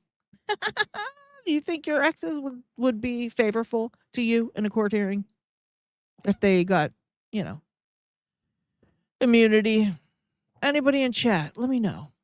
If there's a single person in chat whose ex would be like, I don't want the immunity because I just want to stand up and tell the truth because they, so-and-so wasn't there. I didn't see him there and I'm not taking the immunity. Are you kidding? Like, get on out of here with that dumbass narrative. Back where he was while all this stuff was going on. We're going to see clear video of him taking the shot. What's that? We're going to see clear video of him. We don't need any video. But guys, say this: the government is sophisticated enough. If this was Mossad and CIA, they would work hand in hand. So I'm saying Israel and America. So they're so sophisticated that they would get the bullet wrong. Yes, I said what I said earlier is that's compartmentalized. I'm not saying that we know that it's possible that they could do that. I'm just saying it's a possibility. And the slightest shred of evidence are three very different things. If you want to find the Israeli connection, where you're probably going to find more of a foreign nexus is whoever was in those Discord chats, whoever was LARPing as or whatever. But we don't get to go there now because unfortunately if you believe that there's somebody in the Discord chat radicalizing him, then I think that you could also believe that there would be another person to make sure that, let's say he was radicalized, but that they actually took out Charlie, right? So if you believe that there could be an FBI radical. And also, I love how he's complaining about this Discord chat, and yet he just, all of it, the Discord, go look into it. Go do some investigating. Go try to figure it out. You want to worry about the Discord? He's like, nobody's talking about that. Then go talk about it. If that's, your problem. Yeah. Go discuss it if that's what you want to do. He's bitching because no one's talking about it. Then go fucking talk about it. How about that? Radicalizing him or Mossad radicalizing him, you could believe that Mossad would take the shot as well, right? No, except one is based on evidence as we currently understand it. There were Discord chats, and the other one is pure fabricated. And his parents turned him in. He confessed. Look, in the charging documents, it clearly states that Tyler Robinson confessed to his parents, and he gave a very definitive statements that he did it. Like the first thing that. Except we have no signed sworn affidavits from the parents saying such a thing. So no, again, fuck off. That's not evidence, bitch. The only thing it's evidence of is somebody said they did it. Just like you're saying they did it. The defense would have done would have been like, hey, let's talk about these statements. If they didn't bring the parents on to impeach that, they would at least brought in the officer that took down the statements. Did Tyler Robinson say to his parents X, Y, and Z? And Well, couldn't you also make the exact same argument that they would want to save that for trial? No, but you don't want to get to a trial which carries a possible death penalty. Yeah. If you can attack probable cause by saying he never confessed to his parents, and here's his mother saying he never confessed to her, you do that at the probable cause. You don't say, we'll go to trial that has a potential death penalty and take our chances there. And by the way, when I asked the question, and I got the most outlandish, idiotic answer, why didn't the defense call the parents if he didn't actually confess to the parents and they weren't the ones who actually turned them in? The answer I got was, because I suspect that the parents might have been asked if he confessed to committing other crimes, and the answer would have been yes. I mean, that's idiotic. Yeah. It's idiotic. Who gave you that answer? One of the analysts who's out there spreading disinformation. He has no idea. Somebody probably commented in his chat about that. He's lying, I think. That requires me to come on and say, legally that makes no sense. And so then, well, Viva's grifting off this too. Hell no. I would have been... Yeah, you're grifting off it too. Yes, you are. Yes, you are. 100%. You're grifting off it too. Because you don't have to say shit. Nobody cares about your opinion. Except maybe your 20 followers or whoever the fuck you got, some weird ass people following you, and they probably give a shit, but I don't, and none of us do. You choose to do it because you want to make some money off it. So shut the fuck up. Covering this like any other legal proceeding just to make sure people understood the difference between a preliminary hearing and a trial. Yeah, good thing he was here to make sure we understood. And not having to debunk the receipt from Panguitch, which we're still waiting for that tangent to be... Oh, no. It was sent in. That was all sent in. Disproven or for them to apologize for the disinformation. But the reality is, anything's possible. And until you have the slightest shred of evidence to substantiate it, you are operating in pure hypothetical conjecture. Well, and it's good, do it. But don't pretend you're just asking Joe questions. Penn saying on record several times that he was prevented from exploring. Well, because all... the NT... Can I finish the question? Yes, go ahead. But I agree with that, especially if Patel investigating a foreign nexus with those Discord chats might have revealed a domestic nexus. We know that there were more feds involved in the Gretchen Whitnapping plot than actual defendants. And January 6th, Of course. There were 3 defendants, 12 or 15. 12 agents. We know that there were feds in January 6th, setting it up in advance. Yeah. And so hypothetically, and this is where my mind goes, and it's the darkest of darkest thoughts, if there was not a foreign nexus, but a domestic nexus in radicalizing Thomas Crooks, Tyler Robinson, and it resulted in the assassination of Charlie Kirk, people would be burning government buildings down right now. That's where you might have the government having... Well, the NCTC, the National Counterterrorism, he has zero investigative authority. Zero. That is not what he does. No shit. He keeps trying. He said this in his live stream too. Joe Ken has no investigative authority. No shit. You dickhead. That is why he turned it over to the appropriate investigative authorities and said, you need to investigate. And they chose not to investigate. What is the problem? It's evidence. And it's evidence that they chose not to investigate. That's even more evidence. That is a fusion center. Information comes in. So when he is getting involved in Butler and when he is getting involved in the Charlie Kirk assassination, he is so far outside of his lane. We had multiple terrorist attacks that occurred under his watch that he should have been paying attention to, but he is literally doing something that is not his job. He doesn't have the authority to do. And he can... What does he not have the authority? I thought he had access to all kinds of information, came across his desk, all kinds of information. So what is he not authorized to do? See it with his eyes when it comes across his desk like it's supposed to? You make no sense. He saw it. He said, this don't look right. He sent it to the proper authorities who could investigate, and they didn't want to investigate. What? He can give information, he can give advice, but they don't have to take it. And by the way, if I was investigating something and somebody from a different department said, Gary, you know what, I think you should do X, Y, and Z. Well, thank you for your opinion. Why don't you go do your job? Well, we expect that from you, Gary. Honestly, we expect that from you. 100%. But like, I think if any of us were in that position and the person who sees all this, classified information and all these crazy documents that we don't see, and they come to you and say, look, I saw some shit and I think there's something else going on here. I think 100% of us, at least us, I know all you guys in chat are smart as hell, and I'm smart as hell. And we would have been like, yeah, we're going to take a look. We're going to have to take a look then. Because the person who sees it all said something's going on. But Gary's the dumbass who wouldn't do that, right? He's like, no, I would just be like, yeah, whatever, dude. Yeah, we know you would, Gary. We already know that. You're just proving more evidence, positive evidence of what a dumbass you are. Let's wrap it up. Yeah. There will be a trial for Tyler one day, and there will be people doing righteous investigations until then. There will be people doing opportunistic investigations, and there will be people spreading disinformation like there was during COVID, like there was during any meaningful, politically relevant act. And so the question is, you decipher between all these options. It's not a question of stifling freedom of speech. It's not a question of deplatforming people. And so he needs to shut up. He needs to put his little fake old saxophone up his big old butthole and get on out of there. it's not a question of legitimizing lawfare. People should be free to say what they want to say. When they make mistakes and they discredit themselves, that's when they should apologize and maybe reflect. And we haven't seen a whole... Okay, if people are allowed to say what they want to say, why are you sitting here bitching? Because people are saying what they want to say. Like what? You see how ridiculous these people are? hell of a lot of that. Tonight, the debate continues. And we ain't gonna sit there while Democratic Socialists run their... I guess that was it. I guess they kind of finished that out. Yeah, there's nothing more about that. That's the end of that. I mean, okay, guys. Like, what did you guys think about that? What do you think about that? Do you hear how hypocritical they are? Like, at the end of all that crap he was sitting there spewing, he's like, everybody should be allowed to say what they want to say. Their whole, like Gary says, their whole shtick is they don't want you to say what you want to say. They want you to say what they think you should say. They want to be the boss of you. They want to be in charge of you, right? They want to be like lord over you and have you think what they want you to think, say what they want you to say. They call your ideas and stuff disinformation. They're allowed to take things and take bits and pieces of evidence and then draw conclusions from it, like they did right there talking about Erica Kirk involved in all kind of stuff. None of us have made that conclusion from what we hear Candace say.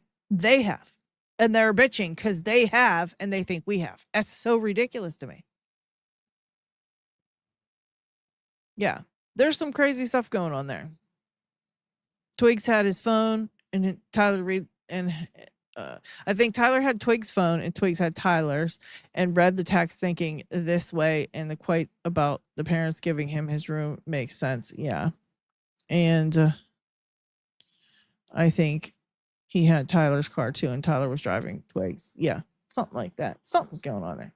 And the thing is like nobody's heard from him yet. And even if we may never know what he thinks until this is all said and done and over with and people go in to try to interview him, which if he makes it that far, right? Because the lawyers aren't going to tell you what he says. Like nobody's going to tell you his side of the story. They have to deflect all this in court when they go up against the prosecution. They're not going to tell us the entire story. We're never going to know what he said until this is all over with. They're not going to come out and be like, well, guys, here's what Tyler actually said. Here's what Tyler told us. They have a defense to construct and they've got to work with what they have and whatever. And it just cracks me up because none of us know. None of us know what really happened. We may never know. It might be not until like our kids' lifetimes when they're older that they find out what really happened. I mean, this is going to be something that just like JFK, people are investigating it. People talk about it and it's going to be here forever. Like it's done now. It's forever. It's like, and it just pisses me off that they get so invested in what everyone else is saying and complain because people are making money off this when they're sitting there making money off of complaining because people are making money off this. Like they make no sense. They really make no sense. Not at all. So that was that. And yeah, I think there's something going on with the phones too. Like obviously he had an iPhone. You can make messages from anywhere with an iPhone, to me, that's not proof until we see the metadata, which they just won't show. It's like, it's ridiculous. It's all ridiculous. And again, all the things that Candace has shown us is evidence. Everything she tells us that she's found out is evidence. All this stuff is evidence, evidence, evidence. And they just say it's not evidence and then they choose to ignore it. And they're the ones that are stupid for that because you'd be taking in everything. Yeah, exactly. Right. We will never know. Robot has a video to send me. Okay, yeah, send it to send it to my email or send it to my email. I think you have to do like a Gmail thing to send an actual video, or unless it's just a link, send it to my email. My email's right on my YouTube about thingy. But yeah, I just find it disturbing, and I think it's hilarious when Gary gets involved and he's like bitching and complaining about Candace and everyone else is like, no, we're here to talk about Charlie Kirk. What are you talking about Candace for? It's like he's obsessed, in my opinion, allegedly. Just very weird. All right. So moving past that, good old Frank Turek, my favorite, not pastor. I guess he's not a pastor. You guys said he's not a pastor. I thought he was. I heard people introduce him as a pastor too. And I heard a couple different times people have introduced him as a pastor. So I don't know if he's actually a pastor, to be honest. Okay. And let me see. Nightboat kicked me out of Trigger Smart. I'm pissed. I'm always respectful. Someone doesn't want to hear my comments. Really?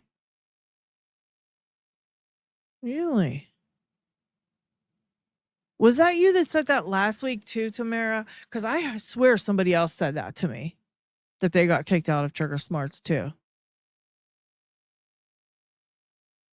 I heard another person, unless that was you last week too, but I don't think it was. I think somebody else said that too.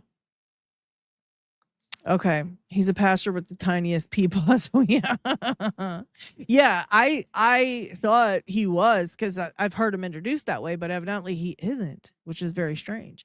All right, guys, we're gonna talk about Frank Turek. All right, so don't forget to hit that like button as we switch over to Frank Turek, because this is my favorite not pastor ever. Okay, and he is quite something else, to be honest.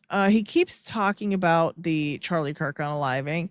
He talks about it constantly on everywhere that he goes. And I don't know if it's because people ask him about it or what, but you know, it's a constant thing with him. And the way he tells the story just irks me. It's like nails on a chalkboard. All right, we're going to have a look at that right now, because I have to share this to you guys. I just got like so annoyed with him. And you're going to have to let me know what you think about this as well, because you know how I feel about this dude. All right. So here's going to Frank Turek, and he is on the Live Free podcast. Okay. And he's going to let us know a little bit about what happened with Charlie Kirk. That's all we needed. That's right. Hey, but before we do, Frank, I wanna start asking you something a little bit more personal. I want to ask you this. You were very close to Charlie Kirk. Actually, you're wearing that shirt in honor of Charlie. And a lot of people might not know this, but you were there with him the day Charlie got assassinated.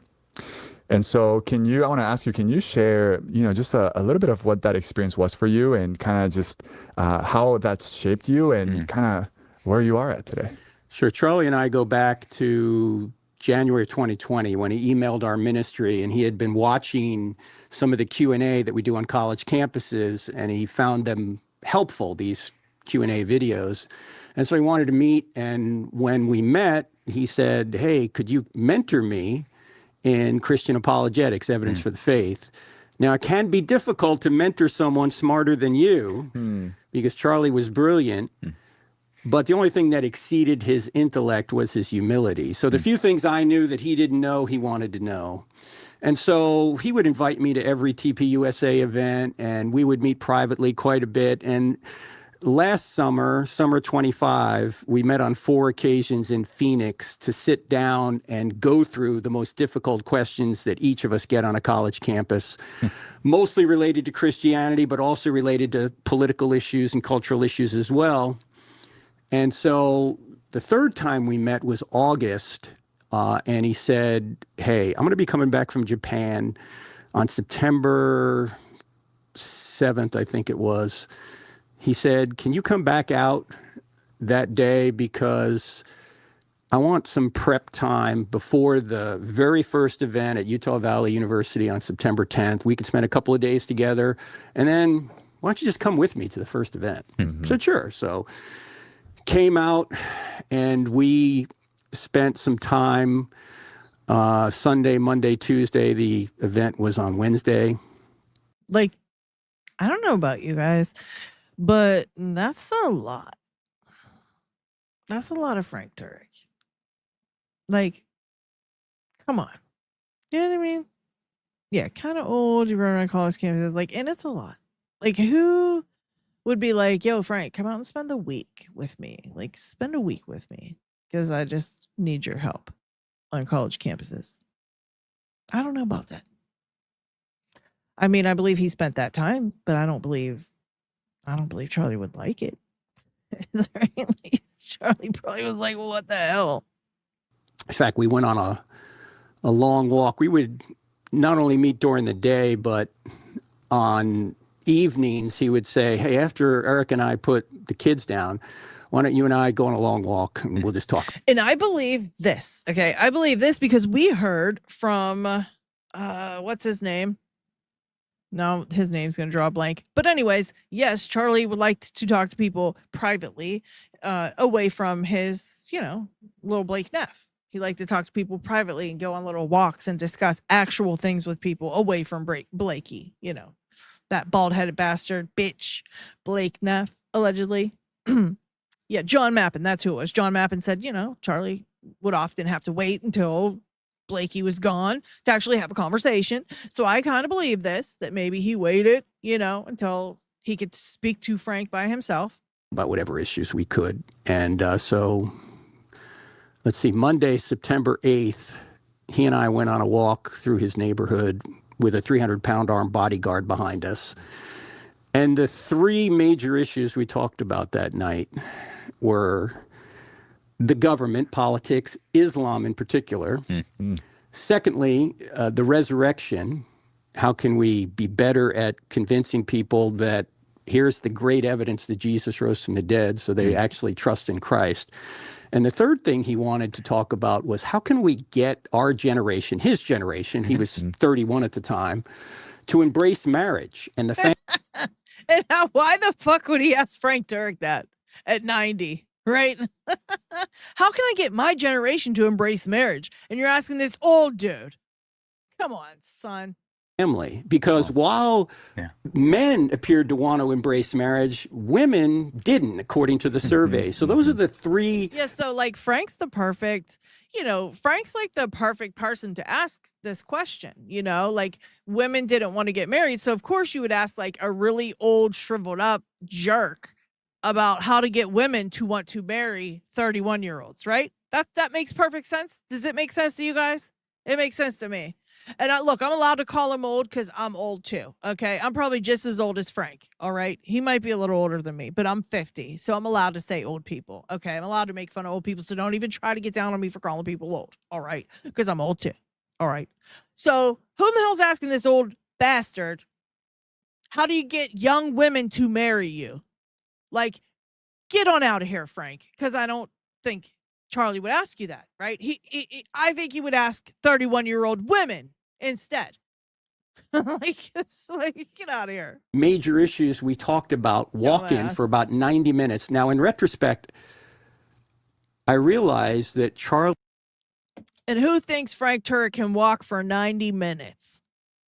Put a 1 in the chat if you think Frank is lying about a 90-minute walk, and put a 2 in the chat if you think Frank could sustain a 90-minute walk talking with Charlie Kirk about 30-year-old women getting married and other things.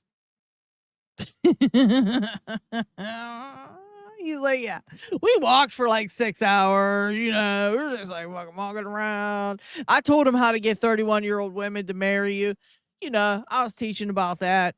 He was talking about the three institutions that God created: government, the family, and the church. Wow. He was a big forward thinker, a big picture thinker that could dive down into the details. So he was talking about the central issues really to Christians and to civilization. He wanted to be better at those issues. So the next day we had a meeting, a Zoom meeting with a couple of people in Israel. And what? You had a Zoom meeting with a couple of people from Israel the next day? That's kind of weird. Like, what? Why?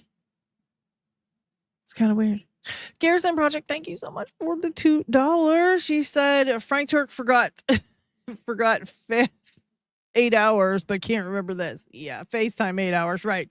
He forgot the FaceTime for 8 hours, but he couldn't remember all this. You're absolutely right. Yeah, what's a walker? Yeah, exactly. Like, he's like, we walk for like 90 minutes. Like, Frank, come on now. Goofball, dude. Such a goofball. Let's hear why he was on the phone with like Israel for like the next day. A couple of people in the room and another person, an expert on Israel in the United States. Okay. And we were asking them, and Charlie was asking them, tell me your perspective on what's going on with Hamas now and the Israeli situation. Tell me, I want to be better able to answer questions when I get questions on this. So contrary to popular opinion, some popular opinion that Charlie was giving up on Israel, that's not true. He was trying to prepare himself to know the facts and be better able to answer those questions. This is okay. So Frank, good old Frank, he says Charlie wasn't giving up on Israel at all. Not at all. He was like talking to Israel. He was like FaceTime people from Israel, like a bunch of Israel people. He wasn't giving up on Israel at all. Okay, Frank, I'm pretty sure absolutely nobody believes you because we saw Charlie Kirk's text messages and we hear Charlie talking out of his own fucking mouth. And what he says out of his own mouth is completely opposite of what you're saying. So I don't believe you. Sorry. Not sorry. The day before he was murdered. Wow. We're in this meeting. I'm in the meeting with him. And he's like, I love Israel. I love it. All that shit I said, just ignore it. I love Israel. I love all the people. I'm on a group chat with like 23 people from Israel. I love them. Love them. All that stuff I said in those messages, not true. All those threatening text messages I got, don't worry about it. Like, yeah, I'm totally cool. So the next day we get up, we fly up to Utah, and we had to stop to do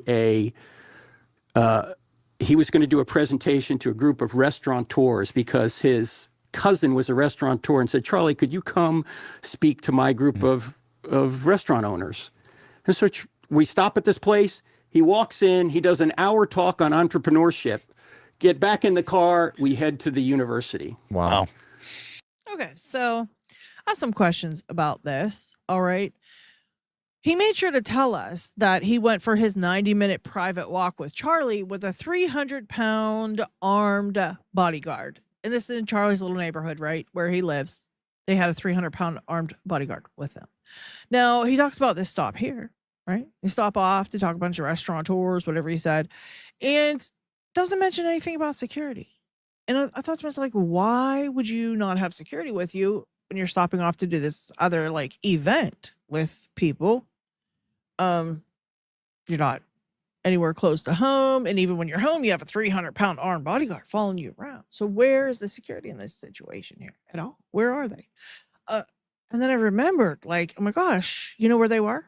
They were putting up a tent for Charlie. They were putting the tent up and like sitting in the chair. Remember, we saw what's his name test the chair out and look all around and then get back up. Like, they were doing some weird stuff, doing some weird shit. So the security wasn't with him for this restaurateur event, allegedly. I just find it strange.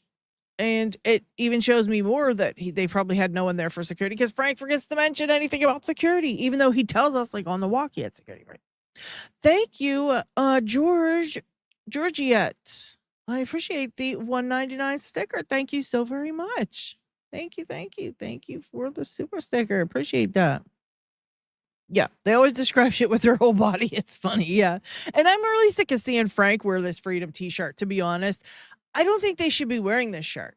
I mean, I don't know about you guys, but I can't even imagine putting on the shirt my husband died in. Like, Erica Kirk was running around with it on. Frank's got it on. Like, I just think it's weird. Like, I think it's disrespectful and disgusting. And they're out here wearing it like it's something to be proud of. And they've got the date on the sleeve. If you look, 9/10/2025, the date he died on the sleeve. They got the shirt he died in with the date he fucking died on the sleeve. Yeah, exactly, rah-rah. Let alone in the leather pants. That bitch wore the shirt with the leather pants. Exactly. Now they got the date he died on the sleeve. That's so gross to me. They're so disgusting to me. I can't stand them. I mean, Charlie could talk about anything about success, right? So on our way in, we get some footage from the venue from up high. Originally, I thought it was drone footage, but in retrospect, there was a walkway above us that somebody was just had their phone apparently over the walkway, and it showed this huge crowd. Like, I don't know that I believe this. Okay, I don't know that I believe that he's saying right here. I think he thought of that as an option, and he changed his story about the drone footage, okay? Because you don't mistake somebody behind a window or up above on that walkway just filming down on the, you would know. I think the footage would be way different. I think if you thought it was drone footage, it's probably because it was drone footage that you saw originally. And I think he was like, oh, you know what would make sense? If somebody was up on that walkway, I could say, like, that's what it was. I just have a feeling that's the case, right? Because, yes, he changed his story. Foxy, exactly. He changed his story. It was a drone at first. And I don't think you could mistake that, in my opinion, allegedly. Okay, that's just my opinion. I might be wrong, right? Because I really don't know. I wasn't there. I don't know. Wasn't there.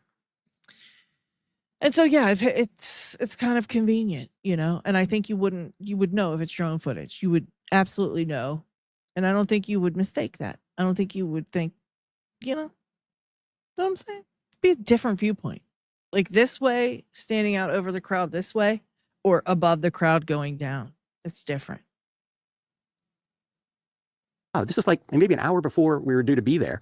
And he's showing me the video and I go, I said, Charlie, I don't like this place. There are too many buildings.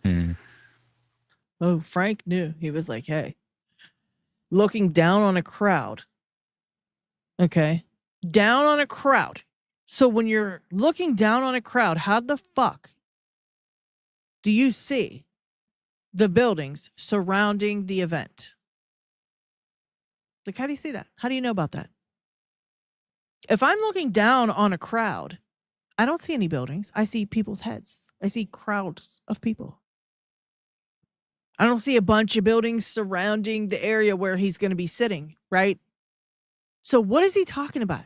What do you mean? Yeah, I don't like it, Charlie. There's just too many buildings. So Frank had a feeling before they even got there, just looking down on people's heads, he knew it was surrounded by buildings, which I don't know how he knew that, unless he kind of like looked it up on Google Maps or something and looked it up, or the security maybe gave everybody a report about it, right? So how did he know there was buildings all around? I don't know, because then there's a report that says Charlie asked about, you know, I need help find my way to where I'm going, because he didn't know the layout. So Charlie didn't know there was buildings surrounding him, evidently. You know, they said that in something or the other day. So how does Frank know? And Frank's got like, you know, Frank's getting the vibes. He's like, look, I'm getting the vibe here. I don't like all these buildings. There's too many things where a sniper could be. Frank knew. He knew, guys. He just kind of shrugged it off. Yeah, Charlie was like, fuck it. I don't care. I don't care how many buildings there are and how many positions people could be laying in wait to shoot me. I don't care about that at all. I'm Charlie Kirk. I don't care about that at all. I'm totally good with it. He knew in order to reach people and love people, he had to put himself in harm's way to a certain extent. Oh, okay. In fact, love involves sacrifice, and you can't wall yourself off from people completely. So Yeah, he was like, yeah, man, like, I love people. So, yeah, even if there's like 10 snipers, you know, even if there's like 10 snipers laying in wait for me, like, I love people. I'm good. Oh, I don't know how then he texted that text message from Andrew Wilson being like, hey, you know, make sure you stay on me because I don't want to die. But Frank's like, nah, he's good, bro. Charlie was like, I said, look, there could be snipers. Charlie was like, nah, I'm good. But Frank knew ahead of time, you know, there could be snipers. I mean, everybody knew ahead of time there could be snipers. It just so happens that nobody covered any of the rooftops. So it's the weirdest thing. They all thought it, but nobody actually decided to make sure the rooftops were clear. I get it. he didn't. Not weird at all. And so we pull up. The crowd is just going crazy. We're about 50 yards from the crowd when we pull up in this SUV. And he gets out. There's a whole group of kids from TPUSA wanting to meet him. He stops, says hello to them, takes pictures with them. And when we walk on over to the venue, as people are just screaming, there's a point when he looks at me and he goes, welcome to the big leagues. Because, look, I do college events. That's how why he reached out to me. But I'll attract a few hundred. And by the way, you've been doing college events for like 20 years. Yeah, 20 years. Long time. Like, it's kind of a little bit weird, though. Like, you're old. What do you need to tell college people? At all. Yeah. He's done them for 5 or 6 years. Yeah. He's not even doing a presentation, and there are thousands of people waiting to hear him just answer questions. So then he starts flipping hats. Somebody hands me a row of hats. I'm flipping hats. In fact, Trinity, I'll send you some pictures. You can put it up. You can show people. We're just flipping hats. And then he says, okay, it's time to go. He sits down under this tent. I'm about 20 feet from him, 25 feet from him, off his right elbow. I'm just parallel to him outside the tent. He says that every time. Now, the rest of this he's going to say is going to be exactly what you've heard on every other podcast that he's done when he talks about this, including Charlie was looking off into eternity. His eyes were looking at me, but I could tell he was looking at eternity. You're going to hear the same thing, guys. It's going to make you sick. Are you ready for it? And I'm FaceTiming my wife, and then I FaceTime my son and daughter-in-law who are big Charlie fans, and saying, "Can you imagine? This is amazing. These people are just screaming." It was a Trump rally times 2 with no Trump, and people just screaming for Q&A. And someone gives me a hat, so I have a hat on, a white 47 hat. And the first question is about Mormonism. We knew we'd get a question on that. We were talking about it on the way in the car. We're in Utah. Of course we're going to get questions on Mormonism. Yep. And Charlie's very gracious. We have big theological differences, but I have Mormons on my staff and I love them. You know, I want them to know the true gospel, that kind of thing. Second question is about transgender violence. Particularly, should transgender people have access to guns because of the uptick in violence perpetrated by transgender people? And so this kid is asking Charlie this question. I don't know, guys. That's the way he explained that to me just now makes me a little bit suspicious of like the timing, right? The timing of they're asking the specific question when it happens. It's like they make sure to say that each time. Like the question really matters, right? That question really matters. That he has to remind everybody that's the question he was being asked right when this happened. It's weird. In my opinion. When I hear the pop and I see Charlie go back. And so I take a step toward him, but his security team is on him already. And so just like everybody else, I'm thinking, are there more shots? So I duck. It's all on video somehow. Someone has it on video. I duck. And then they grab him and they take him on the other side of the tent. And so I run alongside from the left side of the tent, if you're looking at it, and I run with them as they're carrying Charlie to the SUV that we came in on.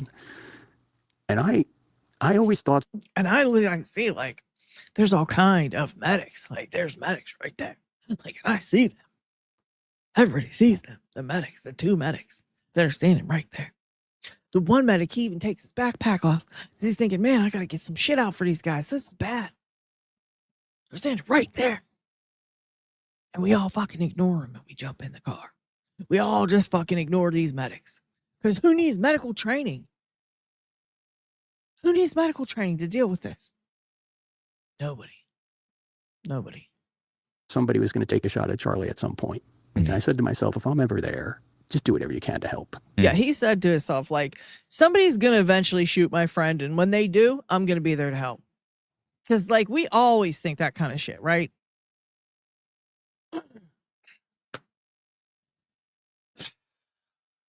He's always thought this. Like, someone's going to try to shoot Charlie at some point. And I'm just going to be there. I'm just going to help. When that happens, not if, when it happens, I'm going to be the one that I'm going to help.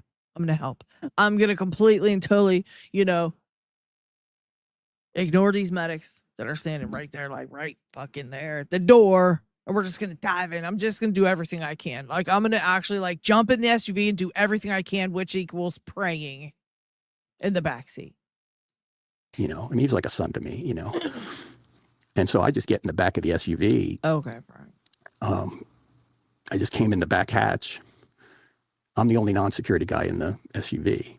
And so they have Charlie laid out across the back seat. And I find that statement strange right there, okay? Because it's not a back seat at all, is it? It's back seats. There's 2 seats. It's bucket seats. You would not say across the back seat, in my opinion, unless this is a, thought out, pre-planned little speech that you got. Because it wasn't actually a back seat at all. It was back seats. Rick is holding his head on my left. Brian has his mid-body, so to speak, and his legs. Justin's driving. Dan is in the front with his phone for directions to the hospital. I have to wonder, like, how did security not know how to get to the hospital? Right? If you're paying millions of dollars for security staff, let me just say right now, if you're paying millions of dollars for security staff and you go to any event at all whatsoever, I would expect my $1 million security team is going to absolutely know the route to the hospital by heart. They're going to drive it a couple times to see how long it takes, see where it is, make sure they understand where it's at, how to get there, etc. I don't expect they would pull their phone out to Google Maps where the hospital is. if I'm paying millions of dollars for security. That is, right? But that's just me. I wouldn't hire a security team that didn't know that kind of stuff. Okay? Not at all. Not at all. Go, go, go, go.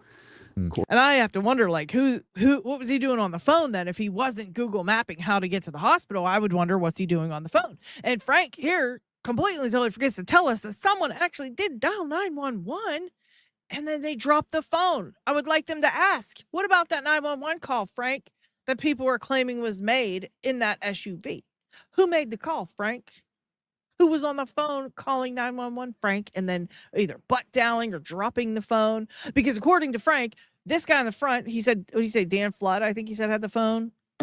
He's doing Google Maps because this $1 million security team has no idea how to get to the hospital. It's the furthest hospital away, by the way, and they have no idea how to get there.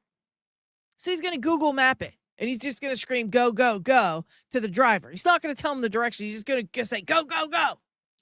Frank has his phone in his pocket because he was talking to his son when this happened, right? His family's on the phone with his family when this happens, and he just puts the phone in his pocket and he forgets it's there. So they're still on FaceTime. So it wasn't Frank. So that leaves 3 other people that it could have been, right? Who called 911 and dropped the phone? I want to know. Wonder if he's going to tell us. Of course, we're all trying to stop the bleeding. Oh, whoa, whoa, whoa, whoa, whoa, whoa. Let me stop you right there, Frank. Because again, we're all trying to stop the bleeding. So there's 3 of them, and they're all trying to, like, the bleeding's just so bad. It's like so bad. Like, let me tell you, the bleeding's just, they're all trying to stop it. It's so bad they're trying to stop it, right? It's not stopping. Or they would say we had to stop the bleeding and eventually it stopped. No, he's saying they're trying to. Like this whole time, they're just trying to stop the bleeding the whole time. So imagine how that car would have to look. The blood that had to have been in that car, it probably pulled on the seats. It probably sprayed the driver. I mean, it had to have been so bad, right? It had to be all over the carpet, all over the seats, all over the people. I can't even imagine having to stop, trying to stop the bleeding for 8 minutes. It had to have been a bloodbath in that vehicle. I can't even imagine. And yet we look at the pictures and guess what? There's like no blood anywhere. There's like a little bit on the one seat, like a tiny little bit. Looks like they maybe had it on their hands and they were like wiped it or like stood up and put their hands on the seat to get up and they had it on their hands like a little tiny bit. Really kind of weird if you're stopping bleeding for 8 whole minutes because it's not stopping and you're just trying to stop it. And this dude's putting 30 some feet of gauze in the wound. He's just packing it in the whole fucking way. He's like, I need another 10 feet. Let's put it in there till it's so packed in there it cuts off his airway so he can't breathe. This is a great idea. This is a fabulous idea. Let's just keep shoving shit in there. We don't need those medics. We got Frank praying. We got the Google Maps up here. We're all diving in to stop that bleeding because it's just so bad it's not getting anywhere. Barely hit the like no blood on the carpet. Not a drop of blood on the carpet. At all. Okay. Okay. All right, Frank, what else happened? He's not looking at me. He's looking past me. Oh, really? Like right into eternity. His eyes are fixed. He's not there. You hear that? Same thing he says in every other interview. His eyes are looking past me right into eternity. Right into eternity. Right into eternity. Right past me. Right into eternity. Okay, Frank. And what? And what? At one point I started to try CPR on him, but he's not responding. Really? And what? This is not it's not an emergency vehicle. There's no lights, nothing. We're just Uh-huh. His feet are hanging out the right door because he's so tall we can't close the door. But to this day I don't know how Brian stayed in the SUV because we're yanking and banking. Oh, yanking and banking, guys. He's fucking yanking and banking again. again. Now, let's all try to remember that he said that he didn't try the CPR till the very end. Right when they were getting out of the car, he thought, I better try it. I just better try it. I got to try it. I'm just going to try it. But in this story, he makes it seem like he just tried it randomly, like they're trying to stop the bleeding, and he's got his mouth on Charlie administering CPR while this guy's stopping the bleeding. That guy's shoving in gauze. That guy's on the phone. This is the most active car ride I've ever heard of in my life, right? The feet are out the door. I mean, heaven forbid they bend his fucking knees and shut the door. They're acting like there's no possible way to shut that door. Guess what? Charlie has knees, you dumb fuck. You could bend his knees and shut the door. How dumb could you be?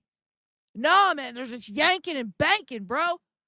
They're yanking and banking. This one's on the phone. Frank's over here with his mouth on Charlie. He's praying and giving CPR for like a quick second. You know, they're all trying to stop the bleeding. There's gauze being packed in there. Also, Frank's in the backseat praying. Somebody called 911 and drops the phone.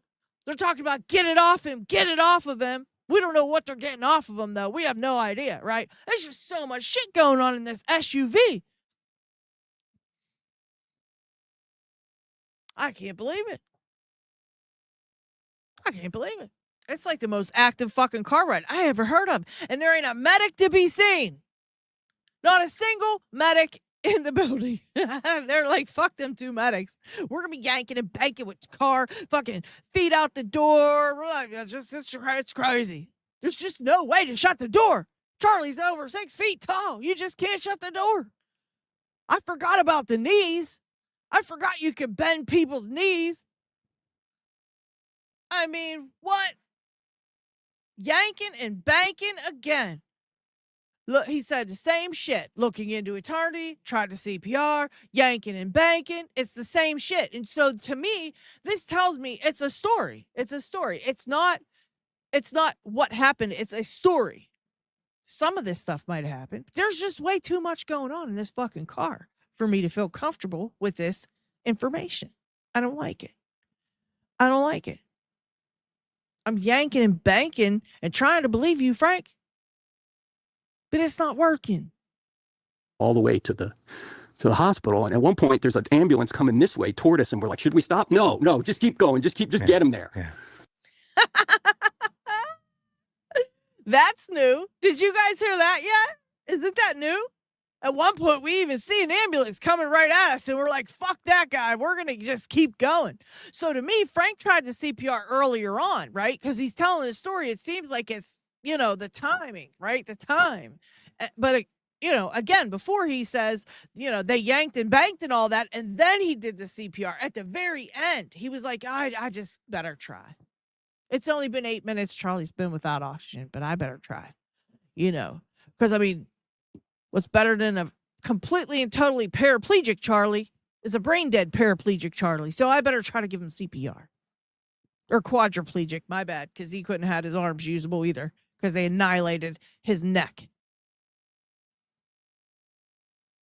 And so we scream into the emergency room, carrying him into the emergency room, and we lay him down. Where? Where lay him down? Where is everybody? It's like they didn't know we were coming, Okay, so you get in the emergency room and it's like crickets, bro. Like there's nobody there. Like they get into the emergency room. You know how it is when you go to the ER, guys. There's not like a metal detector that you have to go through and a security guard standing there at all. There's none of that. There's no front desk with 3-4 people in front of it. There's no people in the waiting room, like sitting there waiting to get seen at the ER. You know how the ER is. It's always like, there's always like nobody there. You know how that is. Middle of the day, in the ER, there's like literally no one. So you get there, you got the, dead body of Charlie Kirk, evidently still bleeding. All right, he's bleeding everywhere. They got dead body of Charlie Kirk who's still bleeding, by the way. Dead bodies bleed all the time. And he's just like bleeding so bad. They're all trying to stop it. They got, all this shit. They got a team. They're carrying him in. They carried him in. I mean, hell with running in and getting a gurney and putting him on that. They just were like, fuck it, we're going to carry his ass in there. Then they just throw him down, and it's like, nobody's here. Where's everybody at? Where's everyone at? Hey, anybody here? Middle of the day. You know how they do at the ER? Ain't nobody there. Come on, Sasquatch. Ain't nobody in that ER. It's crickets. They had to yell for people to come out. They were yelling because nobody's there. Like literally nobody. It's crazy. Crickets. Get to the ER and it's like dead zone. Dead zone. Yeah, this is where Brian clocks in. Exactly right, Rara. This is where Brian clocks in, and it gets wild. The story gets even better. I don't know if he's going to fill in the blanks for Brian, but this shit, we've heard it. But let's hear what Frank says. Oh, I don't know how, but within 2 minutes, the team descended on him. And of course, Rick and I, as the whole way there, and we're praying out loud, like, "Come on, Charlie, come on." Meanwhile, the whole Whoa, even more shit in the car. Even more shit in the car. Holy Christ. So now we've got the driver who's only driving. So far, the driver has only driven. That's it. We haven't heard nothing else that he's done. Okay, nothing. Although he said we're all praying, so maybe the driver's praying too, right? You got the guy on the phone saying, left, right, go, go, go, go, go, go, go. They see the ambulance. They're like, no, we don't need no ambulance. The medics, they brush them off. They're like, no, we don't need no medics. Now they see an ambulance. They don't need an ambulance. Frank's praying. He's giving CPR. He's praying. He's stopping the bleeding. They're all stopping the bleeding. Charlie's legs are out of the car because they forget to bend his knees. You got the other guys holding on to Brian so he doesn't fly out the door. They're yanking and banking. I mean, someone's shoving 33, 40 feet, fucking 35 feet of gauze in Charlie's neck. It's a lot. It's a lot going on. A lot. They get to the ER, it's crickets, and now we're back in the car again, and, they're all doing this other shit now. time, I had put my phone in my back pocket without hanging up. I just didn't even think of it. Yeah, as soon as he was hit, I just put the phone in my back pocket and started running. Yeah. And my son and daughter-in-law are hearing the whole thing. Yeah. They're hearing the whole thing in the car on the way over. Okay. They heard the whole thing in the car. Whole thing. Interesting. And so the team. Maybe one of them called 911.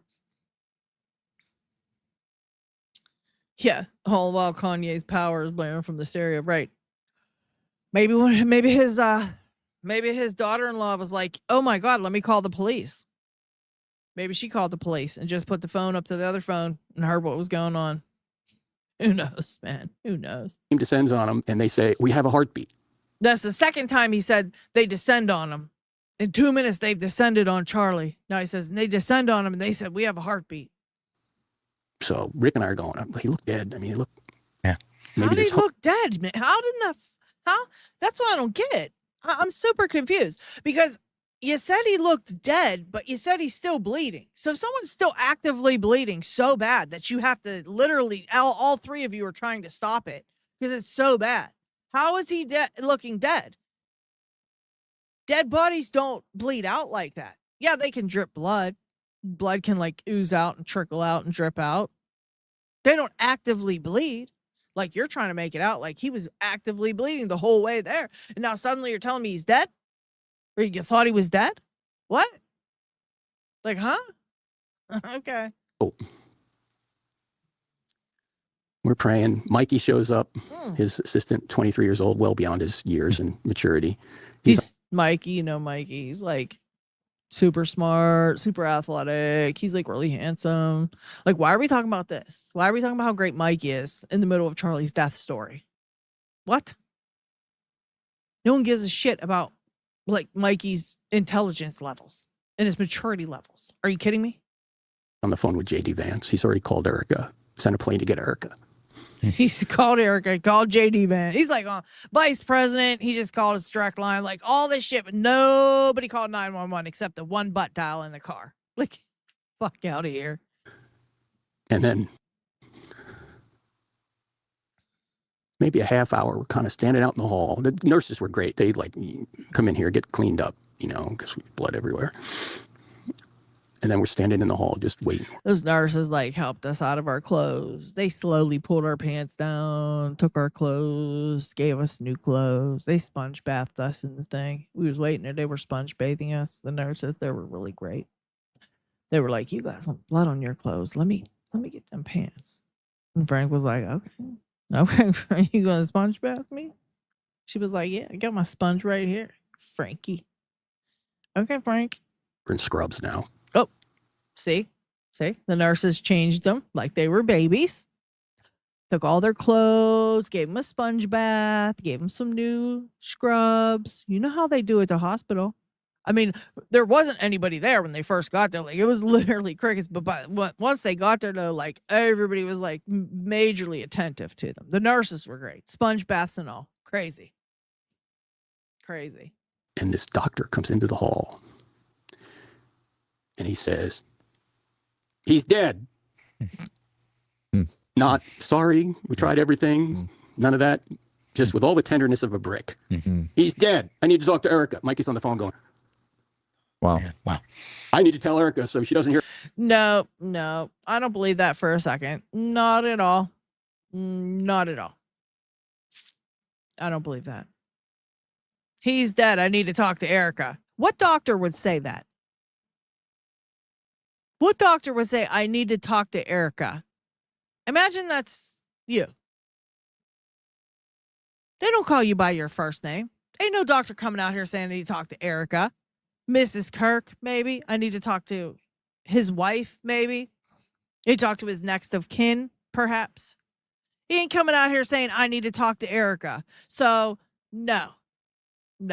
Fuck all the way off, Frank Turk. I don't believe you. I don't think the doctor would come out here and talked about giving her first name like that at all. That's way too familiar, okay? And doctors don't behave like that at all. Not one bit. And no doctor's coming out going, he's dead. He's dead. With all the emotion of a brick. He says that all the time too. All the emotion of a brick. He's dead. No, not at all. About it in the media first, right? All this. How did they get a heartbeat? The doctor later said, if you have a healthy person like Charlie, even though he's dead, you can restart the heart. Oh, okay. Okay. You hear that, guys?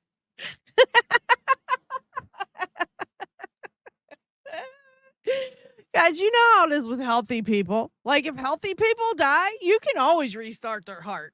It's fucking easy. Like, at any point in time, you can just restart their heart. It's easy as hell. You know what I mean? When they're healthy like that, you can always just start their heart back up. That ain't shit. You ever heard of that? You guys ain't heard that?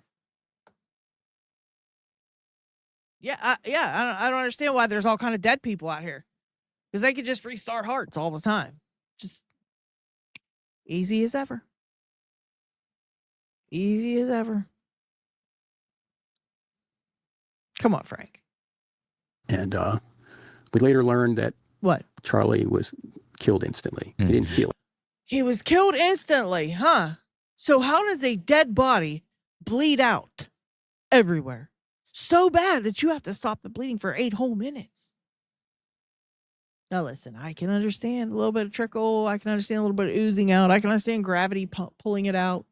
If there's no heart pumping, that means there's nothing to pump the blood. So it's not squirting out. None of that. Yeah, rah, he said. When he got there, his heart was beating. And then all of a sudden the doctor said, yeah, he was dead immediately. Even though when he pulled in there, he did have a pulse, according to Frank. Like, he pulled in there, he was alive. But the doctor said he died instantly. So make that make sense. And then he said, yeah, when you're like healthy people, you can restart their hearts automatically all the time. It happens all, like, you can always restart a heart if it's a healthy person. Like, what? You know what I mean? Come on.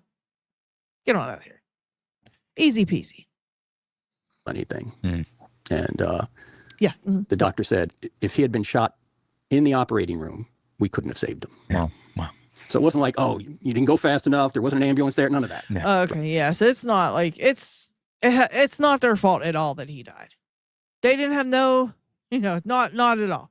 It's not their fault they didn't have a medic on hand. It's not their fault they brushed off the medics and literally ignored them. It's not their fault that they drove like crazy people. It's not their fault that they shoved 33 feet of gauze in his throat and could have perhaps potentially cut off his airway. It's not their fault that, that CPR Frank tried for like 30 seconds. Like, none of that's their fault. Because even if he would have got shot right there in the operating room, he would have been dead anyway. So no fault to any of these guys, because it didn't matter what they did. Charlie would never have survived. So it didn't matter what they did. They could have did anything at all. They could have had a party on the way to the hospital, and it still wouldn't have been their fault that Charlie died, because he would have died anyway. All right, Frank. Right. So, and everyone's in shock, obviously. Obviously. This probably happened Utah time. The murder happened somewhere around 12:15, 12:20. Erica probably got to the hospital around 3, maybe. And then by 6 o'clock or so, after Erica had time to talk to the doctors and see Charlie, and she came into the hallway, I saw her, she saw me, we embraced, and she said, he was doing what he wanted to do, and he loved you. Please don't let his legacy die. And so it's not just me trying to carry it on. There's so many others as well. What? What? Don't let his legacy die, Frank. He loved you, Frank. You're in charge now. Don't let his legacy die. And what's happened since then? I mean, it's amazing they could pull together a memorial service like they did. It's like amazing they could pull together a memorial service. Because you know what I mean? It's so hard to do that. It's so fucking hard to like pull together a memorial service when you're a millionaire. You know what I mean? When you have like millions and millions and millions of dollars, it's really tough to like pull together a memorial service. It's really hard to do. I'm just saying. That's tough. There was 75,000 people in the room, and about 30 or 40,000 in the arena next to us. There were 100 million people watching online. Yeah. You had the opportunity of speaking in the memorial service. Yeah. Yeah. That was the last time you had that big of an audience for anything. The last time TPUSA had that big of an audience for anything. The last time TPUSA had that many people that gave a shit about them. The last time they will ever see an audience that big for anything that they throw. Okay? Ever. Some people would say this was probably one of the largest evangelistic moments in modern history where the gospel was shared. I think it was in all of history. And when you have the president on down talking about Jesus, and even government officials like Marco Rubio, who knew? Oh my goodness, yeah. Who knew Marco with the gospel like he gave it? You know, they were all great in that regard. And my only goal in the 5 minutes, look, Winston Churchill said this, something like this: if you give me an hour to speak, I need 5 minutes to get ready. If you give me 5 minutes, I need a week. So I labored over that for a whole week. How could I honor Charlie, but also give the gospel? So I just tried to say, Charlie Kirk did great things, but he's not in heaven because he died for his Savior. Charlie Kirk is in heaven because his Savior died for Charlie Kirk. So Rubio gave the gospel, Hegseth gave the gospel, everybody in some way gave the gospel that day. And at last I heard, as of November of last year, 1.2 billion people have seen some of that memorial service. Wow. Yeah. So God can bring good from evil. That's right. That's right. I mean, it speaks to Charlie. I think it's great. I think it's great that billion something people saw that. Honestly, I think it's fantastic. You know why? Because those billion people saw exactly what we saw, right? They watched that and was like, what? What the hell? What are these people doing? They saw Erica Kirk going with that fake shit, allegedly. Billion people saw it. 1 billion people saw it. It's like 1 billion, like a whole billion. I think it's great. I think it's great they saw that. So let me see here. I had something else for you guys, I think. Let me see. Maybe that was it. That was it, I think. That's the goons. We talked about those goons already.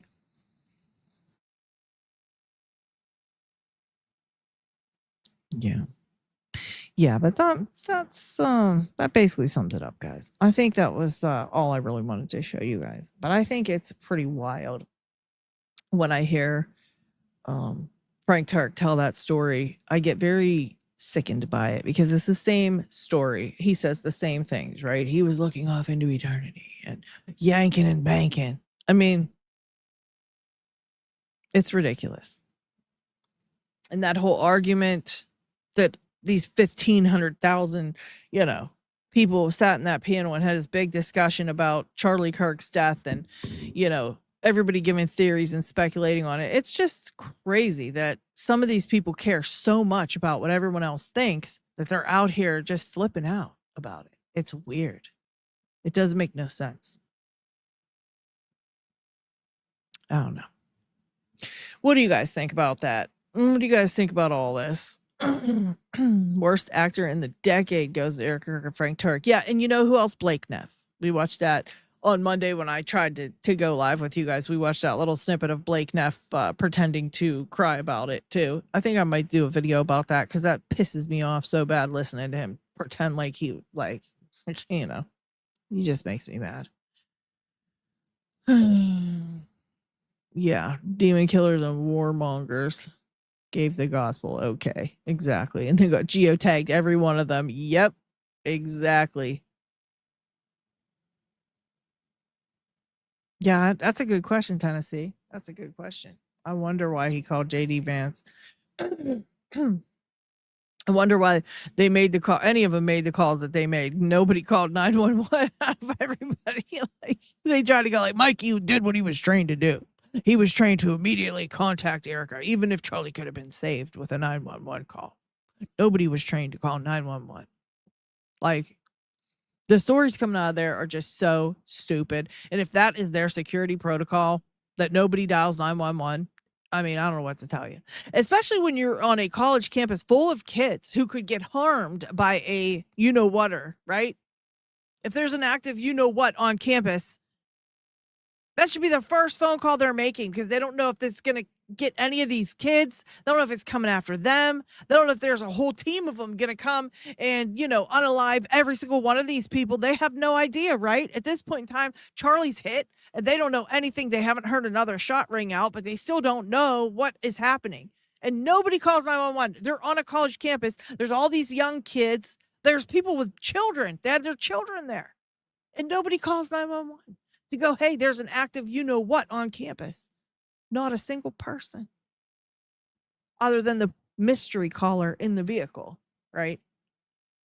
That's what they're trained to do. We're expected to believe that Charlie Kirk, one of the smartest people we know, just forgets to tell people to call 911 if there's an emergency, right? Okay.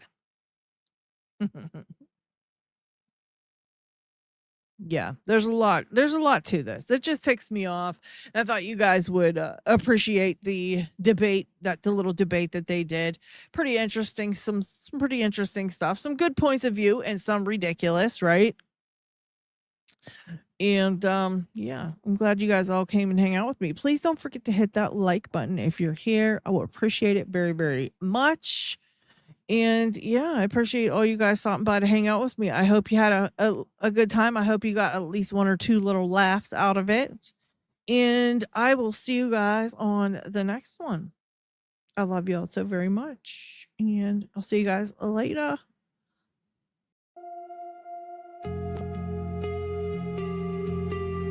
It's a wrap on this life.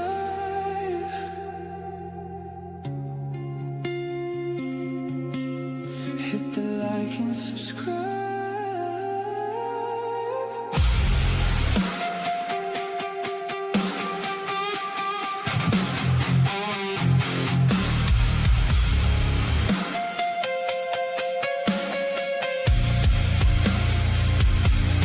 Leave a final word before you go.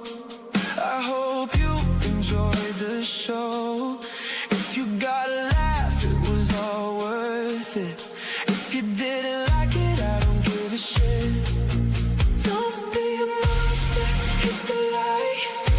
Help me out, smash subscribe.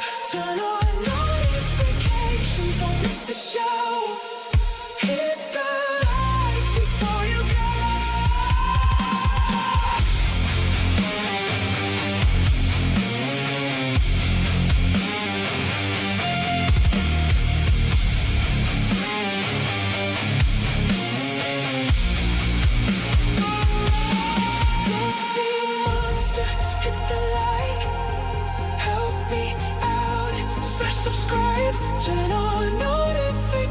Congratulations, don't miss the show. Hit the like before you